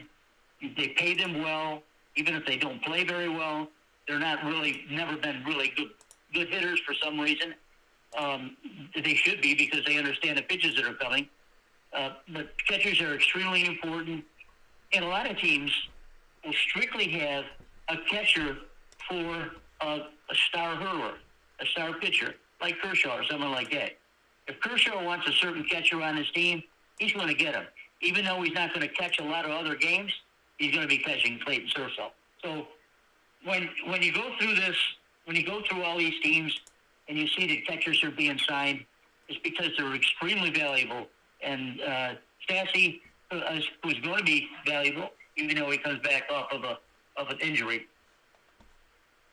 Next, we'll go to the Baltimore Orioles, who, as you rightly said, sort of swept through the American League, knocked the Yankees on their butt, knocked Boston on their butt. All they did this year is they come up with probably one of the top relievers in baseball, Craig Kimbrell. He had 23 saves, 3.26 ERA, 94 strikeouts. I've seen him pitch a lot better than what he did last year. So, with that being said, Baltimore offered him a 1-year, $13 million deal. His previous team was the Phillies. So, Baltimore says, hey, Craig, I like you. We remember you from years ago. You used to be dominant, but last year, they go on and on and on. So they settle on a 1-year, $13 million deal from the Phillies. Good player, good pitcher. Now, when he's on, he's unhittable. We'll go from Baltimore to the Boston Red Sox. They picked up a right-handed pitcher, Liam Hendricks, from the White Sox. He was 2.0, 5.40 ERA. He didn't pitch a lot last year. I think he was hurt. But they did sign him for 2 years, $10 million. Now, this guy didn't pitch too much last year. Yeah. And I don't know what he did the year before because I can't find him anywhere. But he didn't pitch a lot, but they're giving him 2 years and $10 million. So, the guy's got some stuff. So if they're going to probably throw him right into the starting pitching somewhere. They signed Tyler O'Neill from the Cardinals. 231 average, 9 home runs, 21 RBIs. Tyler's been around. This is a trade they made for Nick Robertson and Victor Santos. Tyler O'Neill has been around. He's a good hitter. Again, he's not going to start. If he makes the team, it'll probably be just as a situational player. Right-handed pitcher Cooper Criswell, 5.73 ERA, 33 innings pitched, 27 strikeouts. 1-year deal. He was from Tampa Bay. Again, this guy is 1-year deal for $1 million. This guy's going to be hard-pressed to make this team. So he's going to have to pitch well during the spring training games here. And let's see where he goes. However, the real story is Lucas Giolito, who's Italian, of course, Daniel, right? Okay. Yeah. At 4.88 ERA, 240 strikeouts from Cleveland. 2 years, $38.5 million. Now, Lucas was with the White Sox for a long time, and he was a very, very good frontline pitcher. He's, again, fell off last year for whatever reason. Maybe they're catching up to the fastballs, but Lucas is going to be plugged right into the starting rotation. Going to be around for a couple of years, I'm sure. He's got a great upside because he's reliable, and he throws innings, he throws pitchers. It's tough to get him out of there. So, he'll be there for at least a year. And this next player, who really is one of my favorite players, and I say that a lot because I enjoy watching these guys play, and that's Brandon Crawford. Brandon Crawford played for the Giants for several years, 12, 13 years. He's a 3-time World Series winner with the Giants. The last couple of years, he's been really off. He's been platooning with some of the hot shots that's coming in. And unfortunately, I think he's probably lost his job. He hit 194, which is terrible. 7 homers, 38 RBIs. He's a tough left-handed hitter. They're probably going to use him. I don't think he'll start.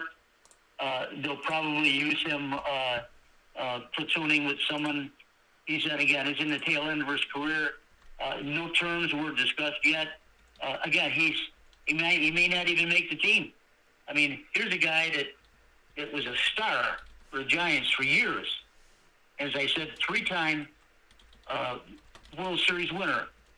And here he is. He may not make another team. So I need to take a break with that, Donald.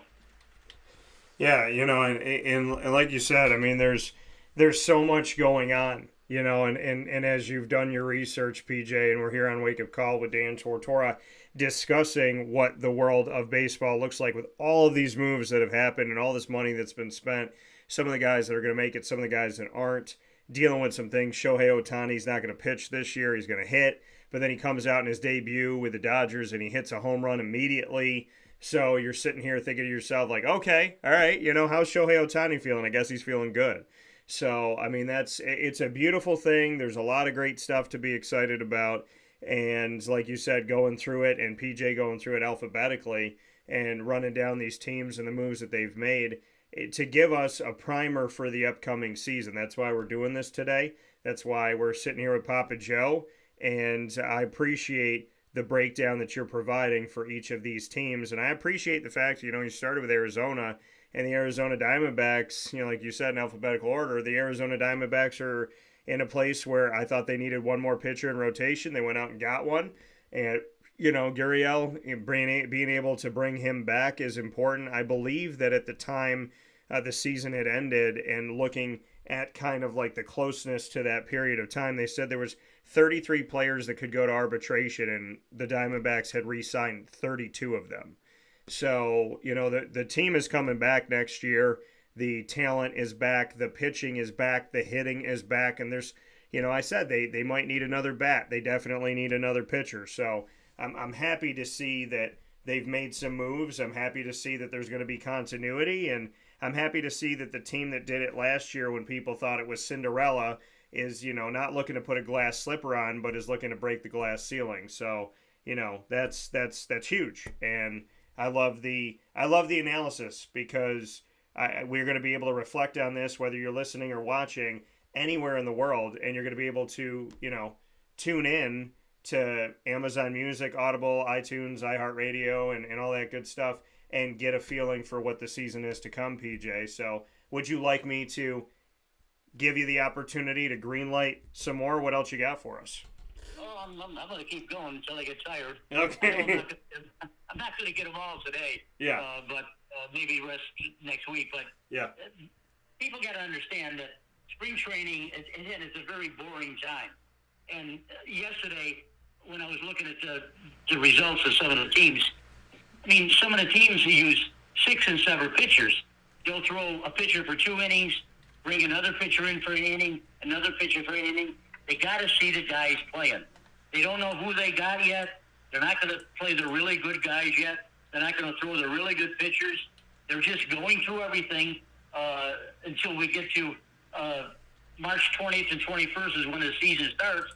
And it's not even going to start in this country. It's going to start in Korea when the Dodgers and the Padres play. The real season opens on March 28th. It ends September 29th. So there's a lot of baseball going on. I'll go to the next team I got on my schedule here is the Chicago Cubs. Now, the Cubs decided to go out and got it too. I like them. I like them this year. They got a right-handed pitcher, Hector Neris, from the Astros. He was 6-3, 1.71 ERA, 77 strikeouts. Got a $1 year, $9 million deal. Now, from the Astros, this is significant because the Astros are one of the best teams in the league, both leagues. And they got hitting and they got pitching, they got all. And for them to not sign Hector, I thought that was I didn't think that was the right move. You're gonna lose a guy like this with a 1.71 ERA. Didn't make a lot of sense. But that's why I'm the pundit and they run the teams. Next we have a left-handed pitcher, Shota Amanaga, 2023, 7-4 record, 2.80 ERA, 174 strikeouts, 4 years, $53 million deal. He played for the Yokohama Bay Stars, wherever the hell that is, Daniel. I have no idea. But anyway, this guy is, again, these guys that come from Japan or Korea are really accomplished. We've seen some good players come through the league, and especially the ones that we've talked about already today. This young man's just another one. You're not facing the kind of hitters that you're going to face, but hey, if they got the stuff and they went through it all, and the teams did their due diligence, and they sign a kid for 4 years, $53 million, who they had never set eyes on before, that shows you an awful lot about what the Cubs are doing. And their big star they just signed was Cody Bellinger. They're re-signing him. Yeah. Big deal. 3 years, $80 million. Now, Bellinger is a former MVP, I think, when he was with the Dodgers. Last year he hit 307, 26 homers. He's a killer at the plate. Left-handed hitter, loves the short porches in right field. He can really carry a team for quite a while. This is a major deal for Chicago that they didn't want to lose him to anyone else, and they managed to sign him. Now, another thing that our listeners got to understand is that when these guys are trying to sign for a team or trying to negotiate with a team, they have agents. Yeah. The agents, frankly, are a pain in the ass, and they just beat the hell out of the teams. They say, "Oh, my player's the best here and the best here." Well, the best agent, period, is a guy named Scott Boras, Boros. Talk about a pain in the ass. He is brutal. If there's any pitcher or hitter or player that's worth the salt, it's going to get this guy. His fees are higher, but he gets results. And he just beat the Cubs over the head until he got the deal he wanted for Bellinger, and that's why he signed for $80 million for 3 years. Well, Scott Boras is really, really tough. So we'll go on to the Chicago White Sox now. They signed a pitcher named Eric Feed. Now, I had to look this guy up. He was 20-6 last year with a 2.00 ERA, 209 strikeouts. Where did he pitch? Korea. They signed him for a 2 years, $15 million deal. Now, Eric Feed sounds like he's an American, right? He probably is American. But he goes over there, has an exceptional year, and he comes back to the major leagues. I'm sure he started out here, but now we get to see him pitch in the United States for the Cubs, for the White Sox, I mean. Paul DeJong, shortstop. Previous team was the Cardinals. Signed him on a 1-year deal. Nothing really disclosed on that. He only hit 207 last year, 14 homers, 38 RBIs. Again, a situational player, platoon player, may not make the team, but at least he's playing. He's with Chicago White Sox until they say differently. Yeah. Now here's someone that really I didn't expect to happen. This is catcher Martin Maldonado, who last year was with the Astros. He only hit 191, 15 homers, 36 RBIs. Now, you think that a catcher that only hits 191 is going to make the team? He probably is, because he's got a 1-year deal, and he came from the Astros, which is the previous World Series winners. Any catcher that's worth his salt is going to be signed.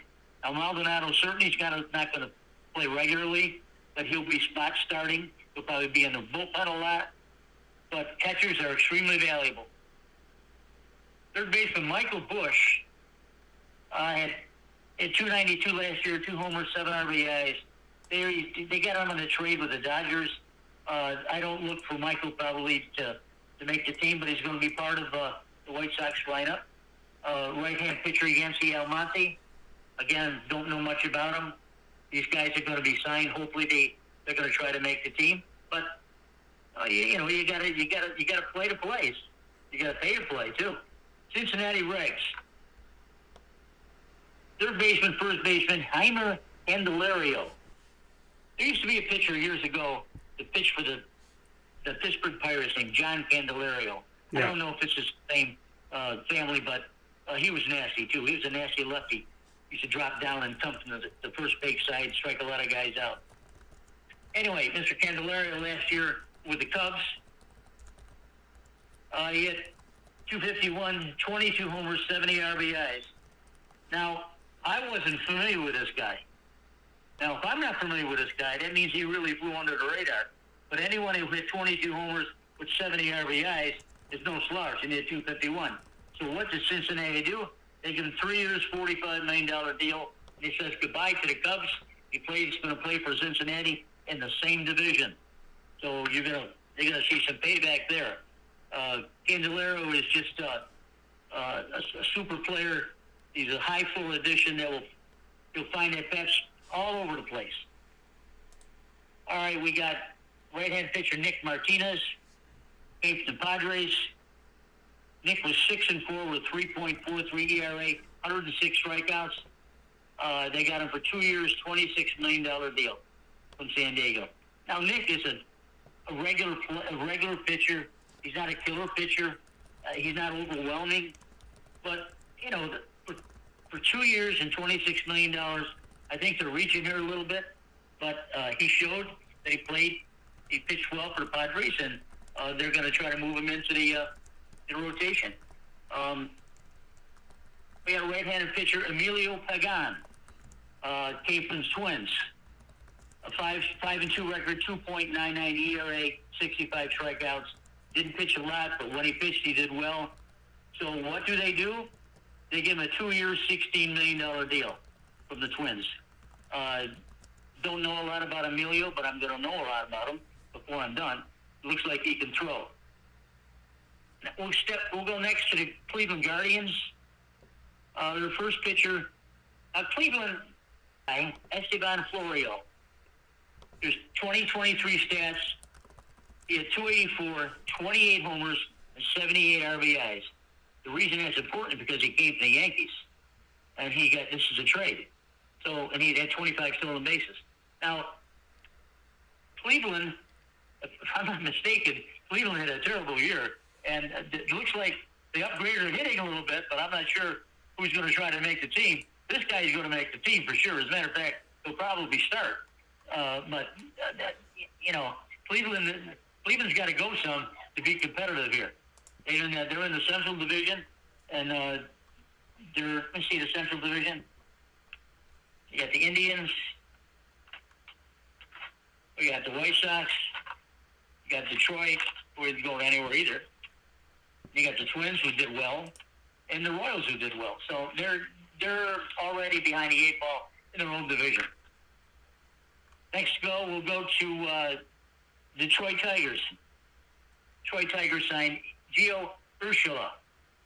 2023 stats at 299, 2 homers, 24 RBIs. He's a 1-year, $15 million deal. He came from the Angels. Now, you've heard me over several years now bitch about the Angels not doing anything to help their teams. Yeah. Now, when we get to the Angels, I'll go through their thing. But I didn't want to see them give this guy up. I mean, he was a platooning player. He came from the Yankees, frankly, and last year with the Angels. So, 1 year, $1.5 million. He'd be stretching to make the team. He probably will as a platoon player, but it's not a $15 million. It's only $1.5 million. Right-hand pitcher Jack Flaherty, 2023 stats. He's 8-9, 4.99 ERA, 148 strikeouts. Yeah. Pitched for the Orioles last year. Reportedly, he's got a 1 year for $14 million deal.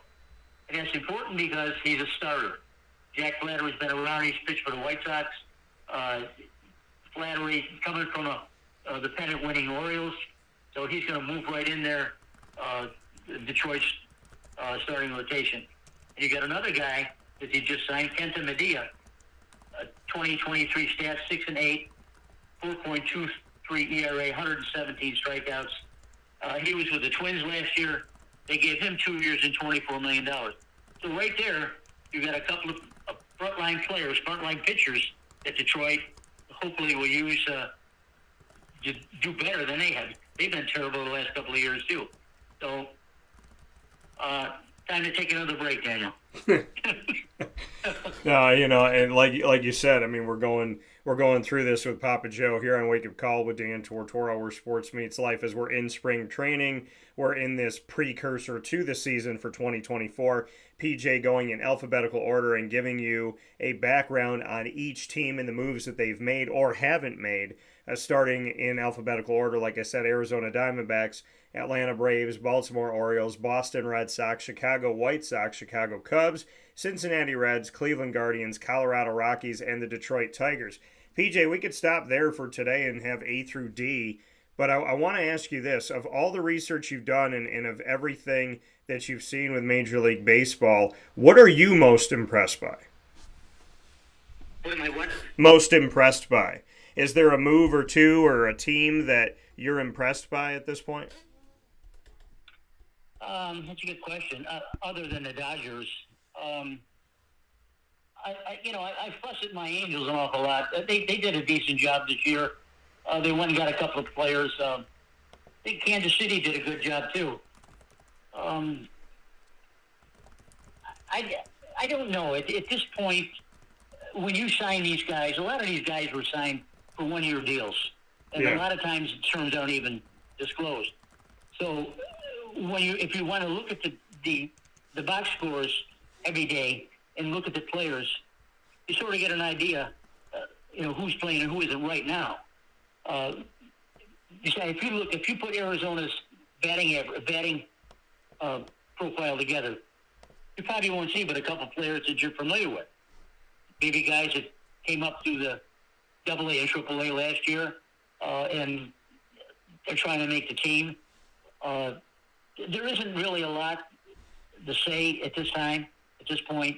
Yeah. Other than the Dodgers just absolutely slamming everyone. I mean, the Dodgers have they could be in a league by themselves. I mean, I'm really trumping them. I mean, it's a lot to see. A lot to see what they've done, in this pitching especially. And then they got Buehler and Kershaw that are coming up. That they're going to Buehler. When he was pitching, at times he was unhittable. Unfortunately, he's a young man. He's been hurt. I don't know if he's going to come back strong. Kershaw's been having arm and shoulder problems for years, but he still pitches like Kershaw, under 3.00 ERA, always under.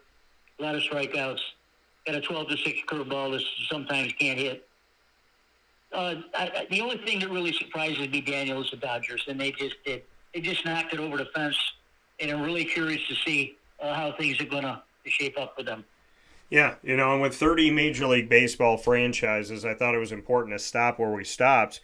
Well, actually, God stopped me there because I was like, let's get to D, and we'll stop there, and it ends up being 10 teams. So we're going to do a third each week. So we'll do 10, 10, and 10. So we did the first 10 in a Major League Baseball moves, and this will help bring us through spring training, bring us through what's going on, and obviously we can make updates as things happen here. I put 2 polls up on social media, one of them being, and of course you go to X, follow us on X, the former Twitter, @CallDT, that's CALLDT. One of the polls I put up that we just put up literally within a minute says, with all the moves the Los Angeles Dodgers have made, will it result in winning the 2024 World Series? The very, very early voting is no. It will not result in a World Series. So, PJ, here's my question for you, because the other poll I put up, this poll is substantial. Now, there's talk about Justin Fields going to the Atlanta Falcons. If he goes to the Atlanta Falcons, that means Chicago's going to be drafting a quarterback number 1 overall, which means that they could be drafting Caleb Williams, Jaden Daniels, Drake May. So here was the question. Where do you believe Justin Fields will end up playing quarterback in 2024-25? And so I gave them 4 choices. I said, because that's the only, I can only give up to 4. I said, if there's another choice, so just respond with it. Well, we got a ton of votes that have come in just 6 minutes. And so 0% say the Broncos, 3.8% say that Justin Fields will play quarterback for the New England Patriots, sans Bill Belichick. 11.1% believe he'll stay with the Bears, and 85.2% have chosen the Falcons. What are your thoughts on Justin Fields being a Falcon with Kyle Pitts? Go. There it is.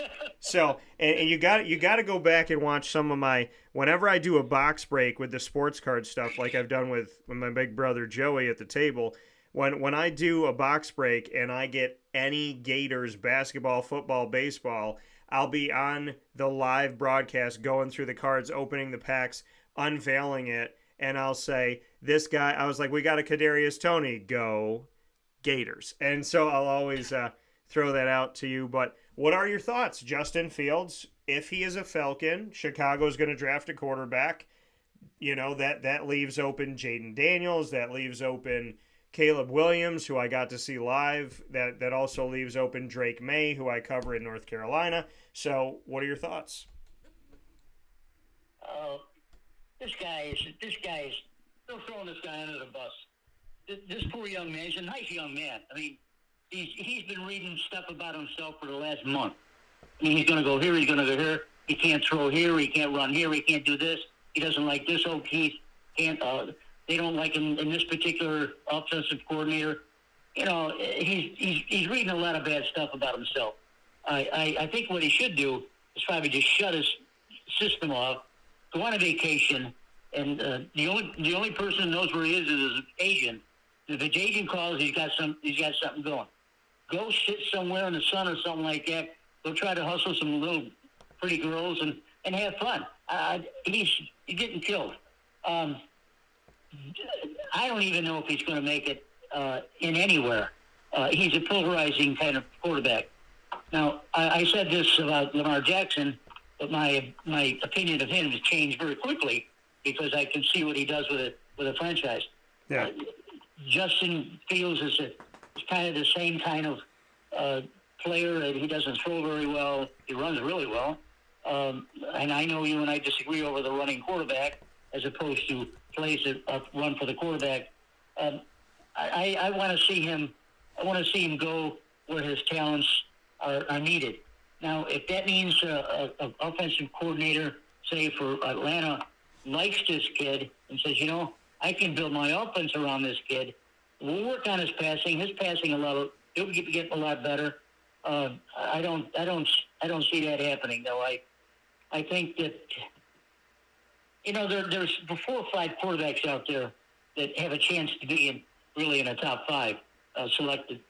And I think I mentioned about a month ago. I think there's one player that I like a lot, and that's Bo Nix, who played for Mississippi and then went to Oregon. Yeah. Washington, Oregon. Yeah. Bo Nix he's older, 23 years old. He's been around. He throws the ball well. He knows his offenses. He knows his defenses.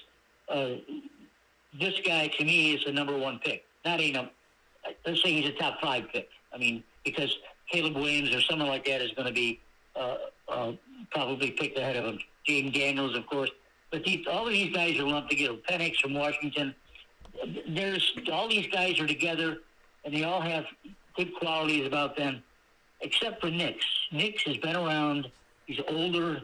He knows what he's doing. He's mature. He knows what's happening. I've been. I got yelled at the other day by some guy saying, "What are you talking about, Bo Nix?" I said, "Well, go look him up." And he said, "Well, he's a good player." And I said, "Well, look for him to be drafted.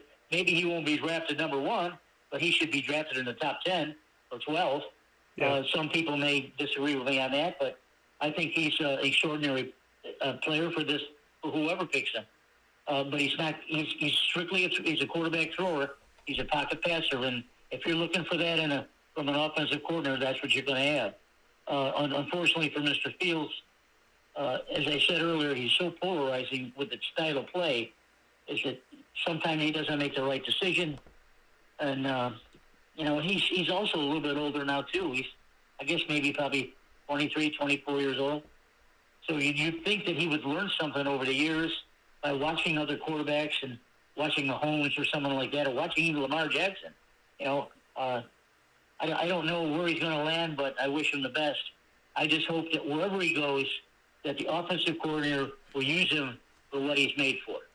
Yeah, no, I agree, and I think Justin Fields. I mean, he's talented. He's not the quarterback that I wanted when it was between him and Trevor Lawrence. I do think he has talent, but I wanted Lawrence over Fields. I hope the best for anybody that's out there chasing their dreams. I got a lot of friends that have chased the NFL dream, and you want to see people catch it. You want to see people go out there and always attain their dreams, whatever their dreams may be. So whatever Justin Fields, wherever you go, I want success for him. I want success for all the teams out there, for the Bears to find the right quarterback and the right fit. I love that today because you chose to go in alphabetical order. For the first time in the history of Major League Baseball outside of 2001, my Diamondbacks were first.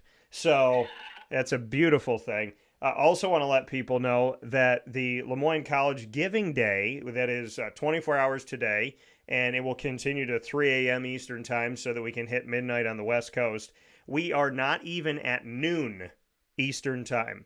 We have 684 votes, $436,000 plus raised. So we are heading toward $500,000. We want 2,500 donors, and we are almost to 690 donors. And every time I refresh this little thing, it tends to continue to go up, and it just did again. So I literally refreshed it now in studio here on Wake Up Call, and I had this on. I think I just put this up here a couple minutes ago. Now we're at 692 and 437,000, almost 438,000 donors. You could give in so many different ways. You can give to so many different funds. The Dolphin Athletic Association has just shy of 250 donors at this point and over $77,000 raised for athletics. And leading the way for athletics is the incomparable Callum Donnelly, who is the interim head coach and was hired as after doing a nationwide search, they decided to keep him as their head coach. And in keeping him as their head coach, he has raised this morning with his staff in an amazing way. They have raised, and I want to take a look at this right now. The soccer team has raised over $35,000 from just 27 donors. That's over. I mean, that's incredible. Just $35,000 and 27 donors. So that's more than $1,000 a donor on average. So thank you for everything. Thank you for your donations. It's going on for 24 hours. I'm super excited about it. We got some cool videos coming up. I'm going to do some fun stuff, and I will also be donating because it's all about putting your money where your mouth is. So make sure you go out and give to LeMoyne today, and give to LeMoyne all throughout the year. And not just your money, but your time. Come to the games, support the student athletes, do what you can, go to those alumni events, reconnect with people that you haven't seen in a really long time, and just see the difference that I see in President Dr. Linda Lemura, Athletics Director Bob Beretta, and everybody up on the Heights, including Pete DeLaura, the Board of Trustees, the coaches, the student athletes, the amazing people on staff. It has been my honor and privilege that we are now in year 3 of our exclusive multimedia marketing partnership, and I love it there. So thank you to LeMoyne for making me part of the Finn family, and I'm calling on the Finn family and all of those new Finns to come out here and donate today and give to a great cause, which is a wonderful college that I love so very much. So with that being said, PJ, I appreciate you. We made it through the top third of Major League Baseball. Thanks to your research, your notes. PJ sent me a message yesterday or within the last couple of days, and he was like, "What's up? Doing my notes for baseball." And so I love it. I appreciate it. And I couldn't ask for a better co-host every single week on my Thursday. So I love you, PJ, and I look forward to talking to you and MT and Joey very soon. Okay, just remember that this is the spring training is still a fluid situation. Oh yeah, there's a lot of free agents out there, and there's some really good players out there. So this is a fluid situation. It almost changes daily. Yeah, it definitely does. I mean, so what we can do is as we go forward to the next third and the next third, we can give updates where we need to give them and say, hey, we talked about the Atlanta Braves last week, but these guys moved or this happened or whatever it may be. So we'll make the updates where we need to make them and have some fun with this very fluid situation of spring training for Major League Baseball. Until next time, Papa Joe, I appreciate you. And I'm going to give you another one. I want you to say go, and then I'll say the other thing because I want to give you a good one this morning. So you say, okay, all right, do it one more time. Who? You say go. Go. Gators! That's for you, PJ. I love you. See you later, bud. Take care. So... And in my defense, being a Syracuse Orange native, they're both orange and blue. So don't hate on it. We're going to take a step aside for a fast break. And to everybody at Florida State, because I cover Florida State of over a decade now, don't hate on it. It's for my other dad. and, my Papa Joe that I love so very dearly and so very much. So don't hate. We'll take a step aside for a fast break. We'll be back right after this. Carvel DeWitt, it's what happy tastes like. Do you know why? Because we make ice cream. Creamy, rich, flavorful ice cream. Not yogurt or iced milk like some of our competitors. Ice cream. Fresh, by hand, daily. For the calorie conscious, we have something new for you. Our new Carvelite. Same great flavor, creaminess, and texture of our regular ice cream with only 35 calories an ounce. So whether you want an ice cream cake, flying saucer, dasher, carvalanche, hard or soft ice cream, we will satisfy your craving with our fresh, handmade regular or new Carvelite ice cream. Carvel DeWitt. It's what happy tastes like. The Wildcat Sports Pub in Camillus, New York is located on 3680 Milton Avenue in the Home Depot Plaza. It is your family-friendly sports bar and restaurant. Folks, some sports bars aren't family-friendly. Some family-friendly restaurants are not sports bars. The Wildcat Sports Pub in Camillus, New York is proud to be both. It is that marriage that you've been looking for years. The Wildcat Sports Pub is your home base for your sports bar and restaurant needs, games for the kids, indoor and outdoor activities, and enough things on the menu to come back every single week and get to try something new. They're open Sundays from noon to 8 p.m., Monday through Wednesday, 11 a.m. to 11 p.m., and Thursday through Saturday from 11 a.m. to midnight. For reservations and party information, call 315-487-2222 for the Wildcat family-friendly sports pub and restaurant.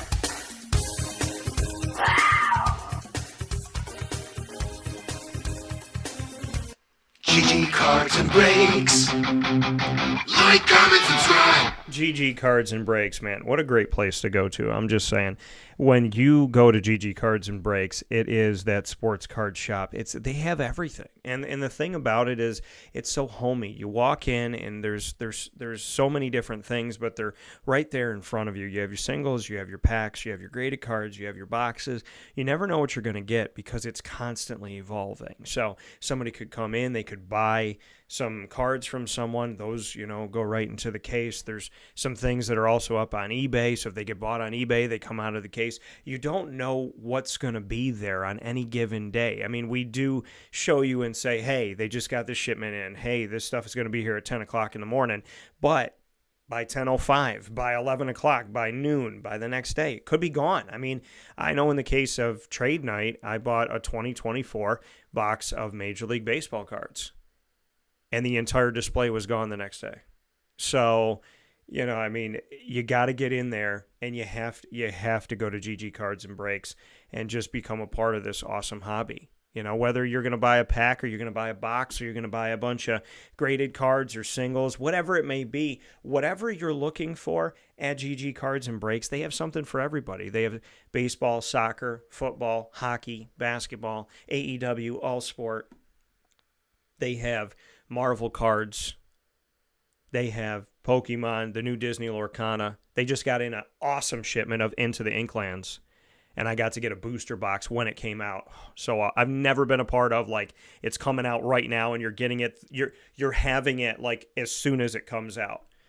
So shout out to GG Cards and Breaks for being right there on the money. And for me being able to take that home immediately. I've never been able to do that, and I'm happy that I got to do it through GG Cards and Breaks. So get yourself over there today, 639 Delmar Place in Syracuse, New York. They are open 7 days a week, 10 a.m. to 6 p.m. on Monday through Saturday, and on Sundays from 10 a.m.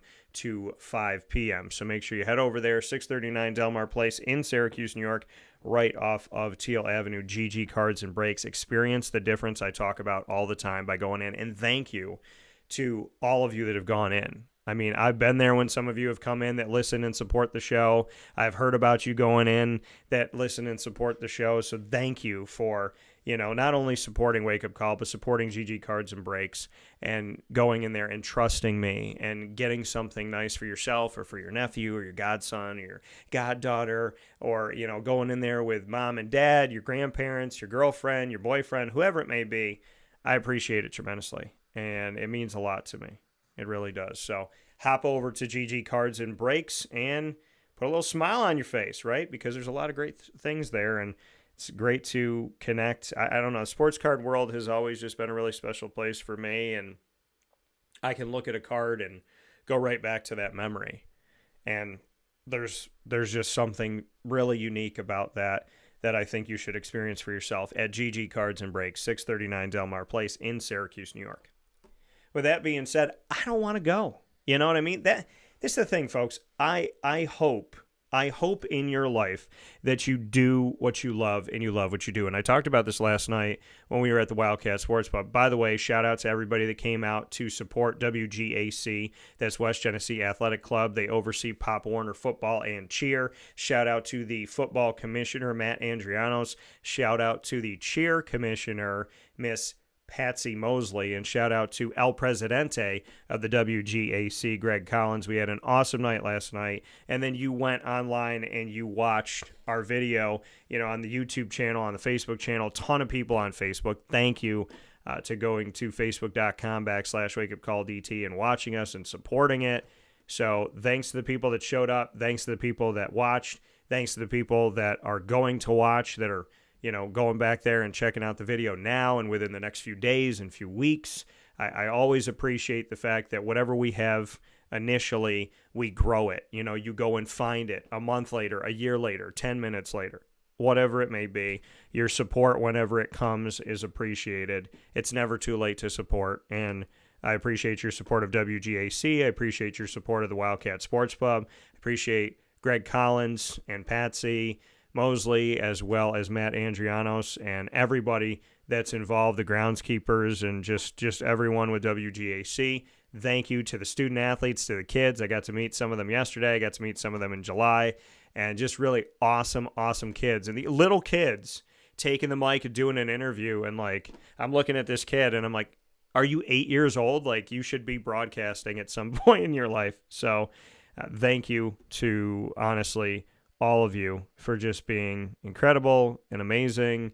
And I had a great night last night. Shout out to John Sturgis for doing just what you do, man, and being yourself and being kind and being good. Shout out to Danny Tome and the team, to Heather, to Andrea. Shout out to Nikki, Johnny, Shane, everybody out there. Thank you to the Wildcat. Thank you to all the wonderful businesses we get to work with. And like I said, I don't want to go. I mean, today's LeMoyne Giving Day. I'm going to be doing videos. I got some special things to be sending you from LeMoyne. So from some familiar faces, or some faces that may not be familiar, that I want you to be familiar with as we step forward here. So we're going to do some awesome things with Giving Day all throughout the day. Tomorrow, I'm going to make the announcement of a massive partnership that I'm ecstatic about, that I've spent a really long time putting together and being patiently impatient for. I've been patient, but I'm so honored and I'm so excited, and I cannot wait. So today's LeMoyne Giving Day. That's huge. Tomorrow's a massive announcement. That's obviously huge, because massive is huge. And, there's other things to come within the next few weeks. There's other DT special things that are coming to the community. And I'm very excited. And I love the fact that 20 plus years in, I don't want to get off the air. It's 11:15. I don't have to. It's my show. But it's I don't even want to say see you later, because I love it so much. And I pray that you have a love and a passion for something and you chase it, and that you catch it, and that once you catch it, you appreciate it and you grow it and you foster it. And you just live with it, man. God is great, and you have to listen to God, and you have to let God guide you, and you have to let God guard you, because you're going to want to go down paths, and He's not going to want you to go down those paths, and you're not going to want to know why, or you're not going to know why, and He's not going to necessarily tell you why, but you have to trust it, right? God is great. I love my family. I love my friends. Because they've become I might as well just say I love my family, because my friends are included in that. I love the businesses that I work with. I love the goodness of people. I love your belief in me. I love your listenership and your viewership and your readership and all the ships. And I love collecting cards. I love spending time with Lily. I may not love everything about shoveling snow, but I love my home. And I do love the snow and the purity of it. I love that my friends are out there winning and just doing an awesome, awesome job, man. I'm blessed. So I'm grateful.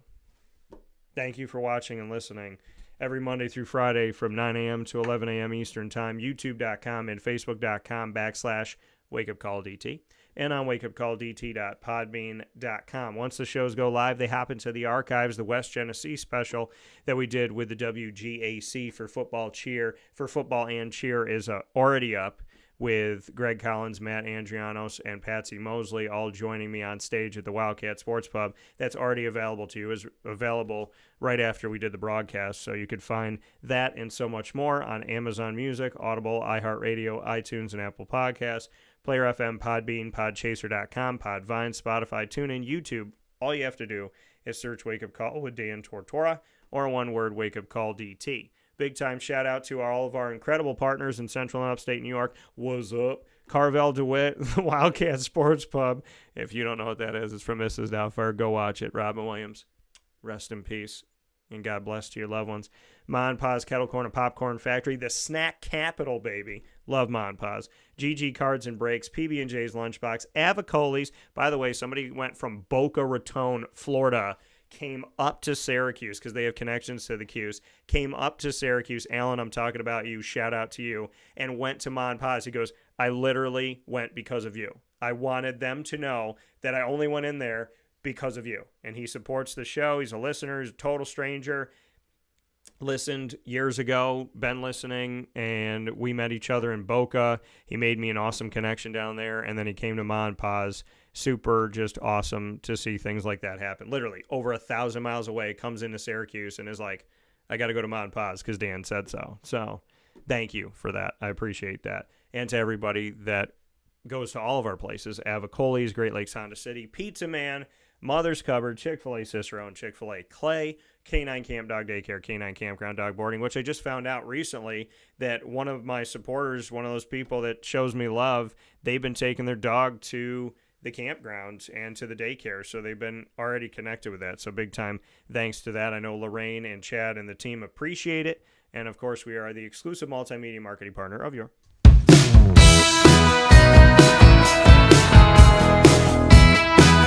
LeMoyne College Dolphins. It's fins way up for the Dolphins. You will find the Dolphins on Wake Up Call with Dan Tortora during Dolphin time on Wednesdays at 9 a.m. Eastern time is when you'll find the Dolphins with you. And the first and third Wednesday of each month, you're going to find AD and DT with Athletics Director Bob Beretta and myself, Dan Tortora, a.k.a. DT. And on the second and fourth Wednesday, you'll find the Dolphin Dive, diving into stories of student athletes, coaches, administration, future Dolphins, and alumni. We had an incredible time with Dick Kenyon. You have to check out that video. It'll probably make you cry, but it's a good cry. And so definitely check that out. Thanks to Kathy and Rick, his wonderful children, for making it possible. And thank you to Dick Kenyon, who just gave me such an awesome, awesome moments in my life. And thank you to the good Lord for just giving us such a great conversation that I will never forget, by the grace of God. So check all of our content out. Of course, we underpromise and overdeliver, because yesterday you had AD and DT and the Dolphin Dive. Then you had another Dolphin Dive today. So a lot of great stuff coming up. You can find it all in our archives on youtube.com/wakeupcalldt. Click subscribe and the notification bell. See the LeMoyne playlist, and you can find them on the homepage of wakeupcalldt.com. You can also find them underneath the exclusive partners tab on wakeupcalldt.com. For more information, go to LeMoyneDolphins.com. Donate today for Giving Day, Thursday, February 29th. Let's make some history together, and fins up.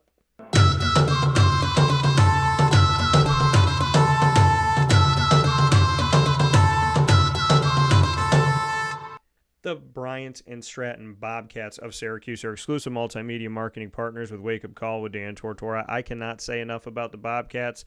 I have tremendous respect and appreciation and love for the Bryant and Stratton College Bobcats of Syracuse, because they have unique stories, and I love that they believed in me over 2 years ago to tell their story. I love that we're in year 3. I can't even believe that we're in year 3, because it honestly feels like I went in there 2 weeks ago, a week ago. to start this partnership. So big time thanks to men's and women's basketball. And that includes Clay Gagan Sherman and Tay Baker, and also includes Danny Frasina. I want to give a big thanks to men's and women's soccer, Nick Dimitrievsky, Alex Grigorita. I want to give a big shout out to Sean Peak and his belief in creating this baseball program. I want to give a big time shout out to esports and Connor Carroll and his belief of building the esports program. There's so many awesome things that have happened. There's so many wonderful people on campus at Bryant and Stratton College of Syracuse. Mary, Amy, everybody. Thank you, all the student athletes. They're from all over the world. It's such a unique story, folks, and you really need to pay attention to it. You know, there's just moments with the Bobcats that I look forward to the day when we pack the stadiums and we pack the fields, because these are national champion caliber teams. They're teams that have won national championships. And if you knew the people behind and you knew the work that they put in, and that's why we tell these stories, I want you to know Bryant and Stratton of Syracuse, because it's meaningful to me. It doesn't have to be NCAA Division I. It doesn't have to be this. It doesn't have to be that. It is the people. It's always the people with me. Always the people with me. Good people, I want to help you. Good people, I could be cut and bleeding, crawling on the ground, but when it comes to a good person, I'll get to you. And I'll help you out, and I'll do what I can. And there's just so many really good people at Bryant and Stratton, and they're loving, and they're caring, and they're appreciative, and they're fun, and they're open to new ideas, and they work so hard, man. They work so hard. And to win a national championship and bring it back to Syracuse, I mean, that's just amazing. So big time shout out to the awesome Bobcats. I appreciate you. You know I have extreme love for you, and can't thank you enough, like I said, for your belief in me and everything that you bring to my life. I really do appreciate it. So with that being said, you could find the Bobcats by going to youtube.com/wakeupcalldt. Click subscribe and the notification bell. The BSC Syracuse playlist is there. They're also on the homepage of wakeupcalldt.com, and they're underneath the exclusive partners tab on wakeupcalldt.com as well. For more information, go to syracuse.bscbobcats.com. And as always, go Bobcats. With that being said, here on Wake Up Call with Dan Tortora, big time thanks inside of MonPazPopcorn.com's What's Poppin'. Big time thanks to Scott Cassidy and to Papa Joe, Scott and PJ. Awesome time, awesome conversation. All baseball with a mix within it, you know, baseball from Scott, baseball from PJ, and then a mix in there of family, of love, of appreciation, of some laughs, of some Go Gators, and Go LeMoyne as well, fins up, and just an awesome time, and giving you updates on LeMoyne Giving Day and talking a little bit about Justin Fields and what's going on. So I don't know how to say goodbye, so I'm not going to do that. Anybody that knows me on the phone, when you talk to me, I never say goodbye. I say see you. So I will see you all, God willing, here tomorrow. Same time, same place. Much love. Facebook at WakeUpCallDT, X at CallDT, Instagram at WakeUpCall_DT. God bless, no stress. Do your best. Have a wonderful day. Cozy up. And if you can somehow make this into your own little snow day, have a great time, man. Snow days are cool. No matter how old you get, you always appreciate a good snow day. So snuggle up, be safe, and stay warm. I send you all my love. Be good. Happy LeMoyne Giving Day. God bless.